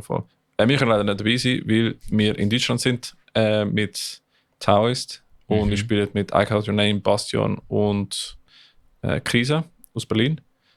Vor mir spielt in Augen. Sind wir Opener? Nein, zweite Band. So, Schade. zweite Opener. Ja, wir spielen in Augen, halbe Stunde von Basel entfernt. Bei der Raumstation Sternen. Das ist eine Location, wo mir mal gesagt wurde, ist hure geil. Geil. Halbe Stunde von Freiburg entfernt, halbe Stunde von Basel entfernt. Wenn ihr dort näher sind, kommt mal vorbei. Aber sonst, shit, nein. Doch, ja, das ist am Samstag. Mhm. Und am Freitag? Am Freitag, eben genau, ist Live Redemption und Let Me Fall in mit Bar Lenzburg. Könnt ihr abchecken. Und eben, wir tun nachher auch wieder mal die Konzertliste von Crowdcare Report teilen. Yes. Weißt, if you can't do it yourself, delegate. Aber die Jungs machen. Hast du uns gerade befördert? Die Jungs machen einen super Job. Deswegen Sie machen einen besseren Job bei mir. absolut viel besseren Job. Die machen es richtig gut. Und ich bin auch ein. Vor allem der Jona macht auch die besseren Rants wie ich. Ich habe langsam Beste wirklich Rants. also ich bin arbeitslos jetzt dann. Ja, ich bin ein Ich habe ja keine blonde Haare mehr. Ich kann ja nicht bei Linkin Park singen. Ich versuche jede Woche reinzuhören und ist geil. Macht es wirklich gut. Lustige Rants sind immer gut. Voll. Ja, es hat mich definitiv auch bei ein paar Themen auch quasi in meine aufmerksam gemacht für diese Themen, oder? Und eben AI, Bandcamp und so, Spotify, warum Spotify nicht so? Am 4. Dezember. 4. Dezember? 4. Dezember ist noch ein Konzert. Ja. Und zwar ein Line-Up für die Götter. Abgesehen von der einen Band. Es spielt nämlich Eversis, Riyad oder Reed und Chase the Pancake im Ebrietas Zürich. Yes. Also wenn ihr nicht als Bad Omens Konzert geht, kommt nicht hin. Ich muss trotzdem mal einen Chat machen, weil es kommt auch ein Event von Leuten, Das wird sick. Ich habe Chase the Pancake diesen Sommer gesehen. Das ist eine brutal gute Band. Reed ist auch brutal gut. Und Eversis gibt sich Mühe. Weil es ist ein Ragefest 2, Ja. der Samstag, von Ja. Ragefest Booking. Ja. Und dort sind sehr coole Hardcore-Bands, Ja, das ist sick. wo so viel am Samstag im Fall. Das ist zu viel am Samstag. Zu viel. Drum, Wieder mal so am am Samstag. Donnerstag ein Konzert im Ebri. Der Donnerstag. 4. Dezember. Ah, das ist der Donnerstag nach. Donnerstag nächste Woche. Okay. Der Samstag ist halt crazy, weil es spielt Valera, People That Affair, Spiruline, Drill, Passed Out und Civil Execution. Ich glaube, einer von der letzten Civil Execution Shows ever. Sick. Im Presserplatz im Aarau. Fucking geil. Also check es mal ab. Das ist der Samstag, 29. November. Du sagst, am 4.12. ist das Konzert, oder? 4.12. ja. Und am 6.12. ist Ragefest Booking wieder dabei und macht etwas Cooles. Nämlich am Samstag, 6.12. ist Wastegate, Keep Me Quiet, Crackfist, Ivy und People At The Fair. Insane. Wie ihr merkt, der Ragefest Booking, dahinter sind Leute von People At The Fair. Auch noch. Von dem her macht richtig geilen Scheiß. Jo. Super coolies. 6. Dezember auch noch Safe Your Last Breath im Flösserplatz. Ich weiß jetzt aber nicht mehr genau mit welcher Band. Ich weiss, Comaniac und der Hatespell. Glaubst du? Nein, das ist nicht am 6. Dezember. Schon? Möglich. Wir sind eine andere Band gesagt. Doch, 6. Dezember mit Hatespell. Ja. Hatespell, Save Last Breath, Valera, Comaniac. Ein Doppel-Headline-Show mit Comaniac und Save Last Breath. 2 Veteranen von der Schweizer Metal-Szene. Und ja, ist geil. Also könnt ihr abchecken. Save Last Breath haben die auch noch ein anderes Ding am 13. Dezember. Krampus is Coming to Town. Ja, das ist ihre Weihnachtsshow im Hafenkneipe, geil. Der Hafenkneipe, der schon fast ausverkauft ist. Tschüss. Ja, der Hafenkneipe passt Ja, 80 Leute. Save Last Breath und Dogs Says No. Ich habe gemeint, irgendetwas ist noch am 13.12., wo ich unbedingt abchecken will. Und ich habe es, glaube ich, vergessen. Habe ich einen Screenshot gemacht von dem? Maybe. Oh ja. Shit. Das habe ich vergessen. Nein, das ist im Januar. Das ist im Januar, beruhigst. Sorry. Nein, dann... Ja, eben, wie gesagt, wir sind scheiße mit Konzert auflisten. Machen das mit Crowdkill Report, gehen dort hin, aber gehen go Crowdkill reporten, gehen nicht go Crowdkillen. Und wenn ihr gehen go Crowdkillen, nur mit Consent. Ja, immer. Und ja. Eine Sache müssen wir noch machen. Brauchen ja. Und wir haben News-Musik vergessen. Ja, voll. Aber jetzt kommt halt ein anderer und ich hoffe, das ist der richtige. Musikertinder wieder mal. Und es ist halt so, der Mike, der Blue Mike, a.k.a. Sneaky, Niemand weiss, wer das ist. S-N-I-C-K-I. Der Mike, der Bassist Voll. von Her Name Was Claire. Voll. Der Bruder hat gefunden, er will härtere Shit machen. Bananen essen. Weil eben Rock ist eine Gateway-Musik zu Metal. Und der Bruder sucht eine Hardcore-Band. Oder Hardcore- oder Metalcore-Band als Bassist. Der Mike, der ist auf Instagram @SNICKI, glaub's. Mhm. Ich habe es extra Glaub's, geschaut. ja. Voll, der Sneaky. Und der sucht mal harte Band und der Bruder wartet seit 2 Monaten, dass wir das im Podcast erwähnen. Sorry, Bro. Ja, genau. Also falls du in Metalcore, Hardcore oder ähnliche Bands spielst und einen Bassist suchst, dann Hast du heute gerade zweimal Glück? schreib mal. Schau mal. Also der Mike wäre eins, der Blue Mike. Genau, Und jetzt ist es so.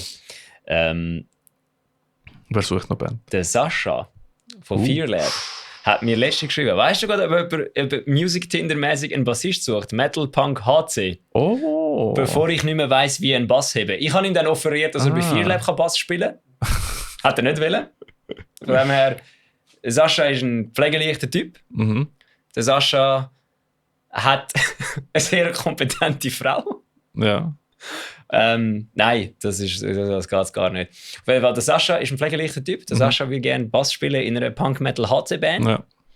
Und der Sascha kann Der Bass kann, spielen. ja. Es ist nicht so, dass er ist effektiv Bassist. Der Sascha Voll. hat früher bei Fearlab Bass gespielt und Vocals gemacht. Ja, schon krass. Also bevor der Benji oder ich dort eingesteppt sind als Bassisten, hat der Sascha Bimbeli Bim Bim Bim Ja, und ja. gleichzeitig gemacht. Ja, der macht sehr gut. Das heisst, ich kann ihn nicht nur als Bassist, sondern auch als Backup-Vocalist brauchen. Voll, ja. In Der dem Mike Fall übrigens auch. 2. Das siehst du Noch nicht. nie hat es das gegeben. Noch nie haben hat's Bassisten gegeben. etwas gesucht. Es ist nicht ein Gitarrist, der Band sucht. Es sind 2 Bassisten, die Band suchen. Und weißt du, wie viele fucking Metalcore-Bands gibt es, die keinen Bassist haben? Weihnachten ist früher gekommen. Weihnachten ist früher Metalcore-Bands. Voll. Jetzt müssen wir rennen. Es gibt 2. Also, 2 Bassisten für eure Band. Ja, voll. Also, schreibt mal, wie ist der Sascha in Instagram? keine Ahnung, schreibt einfach Metal Servala. Wir können das- Schreibt Metal Servala, schreibt Fearlab. Schreibt Metal Servala, wenn ihr irgendetwas von diesen 2 wollt. Voll. Wir wissen, wie wir euch weiterleiten Wenn du eine Band suchst oder bist eine Band und suchst jemanden, dann schreib uns. Du kannst auch Crowdkey Report schreiben. Ich habe den Jona nötig, um auch einen Musiker-Tinder zu machen, weil sie wird es wesentlich besser machen als wir. Und machen das schon öfters, ja, wir machen es schon gut, einfach machen das schon einmal gut. in 2 Monaten oder so. Aber sie können es jede Woche mehr machen. als einmal alle 2 Monate Deswegen- Podcasten vielleicht. Jona, Mick, wenn ihr sogar den Musiker-Tinder-Jingle wollt, ich schicke es euch. Ist halt etwas Cooles. Und, Ja, wir haben eben uns einfach entwickelt, von mir 2 Schnurren zu wir interviewen Bands. ja, eben genau. Und deswegen, Das ist, das ist jetzt unser Ding. Wir Ich frage- nehmen den Fame von anderen Leuten ja, ich und nutzen den für uns. bin gespannt, wenn Crowdkey Report auch noch eigene Gäste hat, weil sie... Ich hoffe es nicht, weil dann machen sie das auch besser wie mir und dann braucht es uns nicht mehr. Okay, ja, fair, dann können wir Retirement gehen. Ja. Macht das bitte nicht. Voll. Oder macht es. Schau Hey. gut. Wenn du findest, wir machen gute Public Service, dann du kannst uns supporten, indem du Patreon kannst folgen, Metal Servala. Also ich kann einfach dem Ricky eine neue Kamera ermöglichen. Nein. Die Funds von Metal Servala nutzen wir nur für Metal Servala. Mit denen finanzieren wir die Awards. Und nein, kann man auch nicht mit meinem Geld kaufen. Hast du die mit... Ist das nicht? Ja. Aber die hast du ja für Metal Server gekauft. Aber das ist mein eigenes Geld. Alright. Voll. Nein, Metal Servala Funds, die haben uns... Der Mischer, unser Dings, der Mischpult... das Podcast-Dings. Ja, Mischpult für die Podcastings finanziert, um Kopfhörer, können am oder? Granichen, zum Beispiel Granichen live machen. Kopfhörer habe ich selber gepostet. Also Mikrofon. Mikrofon, Handhelds? die habe ich glaube sogar selber. Aber das ist noch nicht viel. Der Patreon ist... Nein, Patreon der nutzen wird wir, nicht mal missbraucht. nein, Patreon nutzen wir Das wird hauptsächlich nicht mal für Metal missbraucht. Servala Award Pokale und sonst kleine Investments, wie eben der Mischpult von Metal Servala. Und voll, Seht ihr, Kamera. das Geld wird nicht einmal missbraucht. Das ist wirklich so. Nein.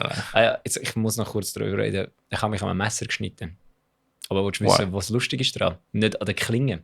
Das Drecksding war so scheiße bearbeitet, dass ich es zugemacht habe. Und beim Zuklappen habe ich mir auf der also ein Messer hat ja eine Schneidseite und eine Nicht-Schneidseite. Auf der Nicht-Schneidseite sollte dich ja nicht schneiden. Ich habe es zugeklappt und mich beim Zuklappen quasi beim Draufdrücken auf die flache Seite geschnitten, weil das Ding so scheiße entgraten war. Es ist so kacke Verarbeitung, dass ich mich auf der Seite, wo keine Klingen ist, geschnitten habe. Lol. Ja, fucking insane. Well, Franzosenqualität Zum halt. Glück Ist drauf gestanden, Made in France. Und ich so, ja, logisch. zum Glück spielst du Bass mit dem Pick. Wieso? Das ist wesentlich Das ist- mühsamer wie mit dem Zeigefinger spielen. Nein, du spielst nicht mit dem Thumb. Ja. Bass spielt man nicht mit dem Daumen, nein, das spielt man Nein, mit denen. Du Nein. machst so. Gut, zum Glück spielst du eine Gitarre wie Tosina Basi. Von dem her. Bruder, würde ich Gitarre spielen wie der Tosina Basi, dann weiß auch nicht, dann Übrigens, wenn wäre irgendetwas anderes. wir schon über Thumping am Reden sind, checket Andosan. Andosan macht eine Mischung von Gent und Wie Hip-Hop. zum Teufel haben wir 2 Stunden 30 aufgenommen. Keine Ahnung, aber ich muss seit einer Stunde pissen. Same. Voll. Wir machen es bis nächstes Mal. Hey. Tschüss. Patreon, checkt mal ab. Wir lieben euch. Bis nächstes Mal. Ciao.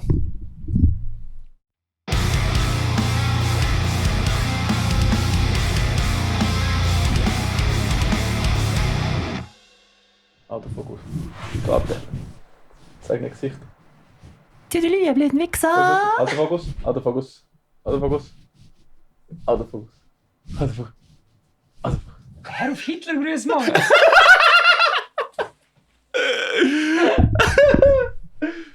Jetzt alle, die es nicht mehr gelost haben, so Video.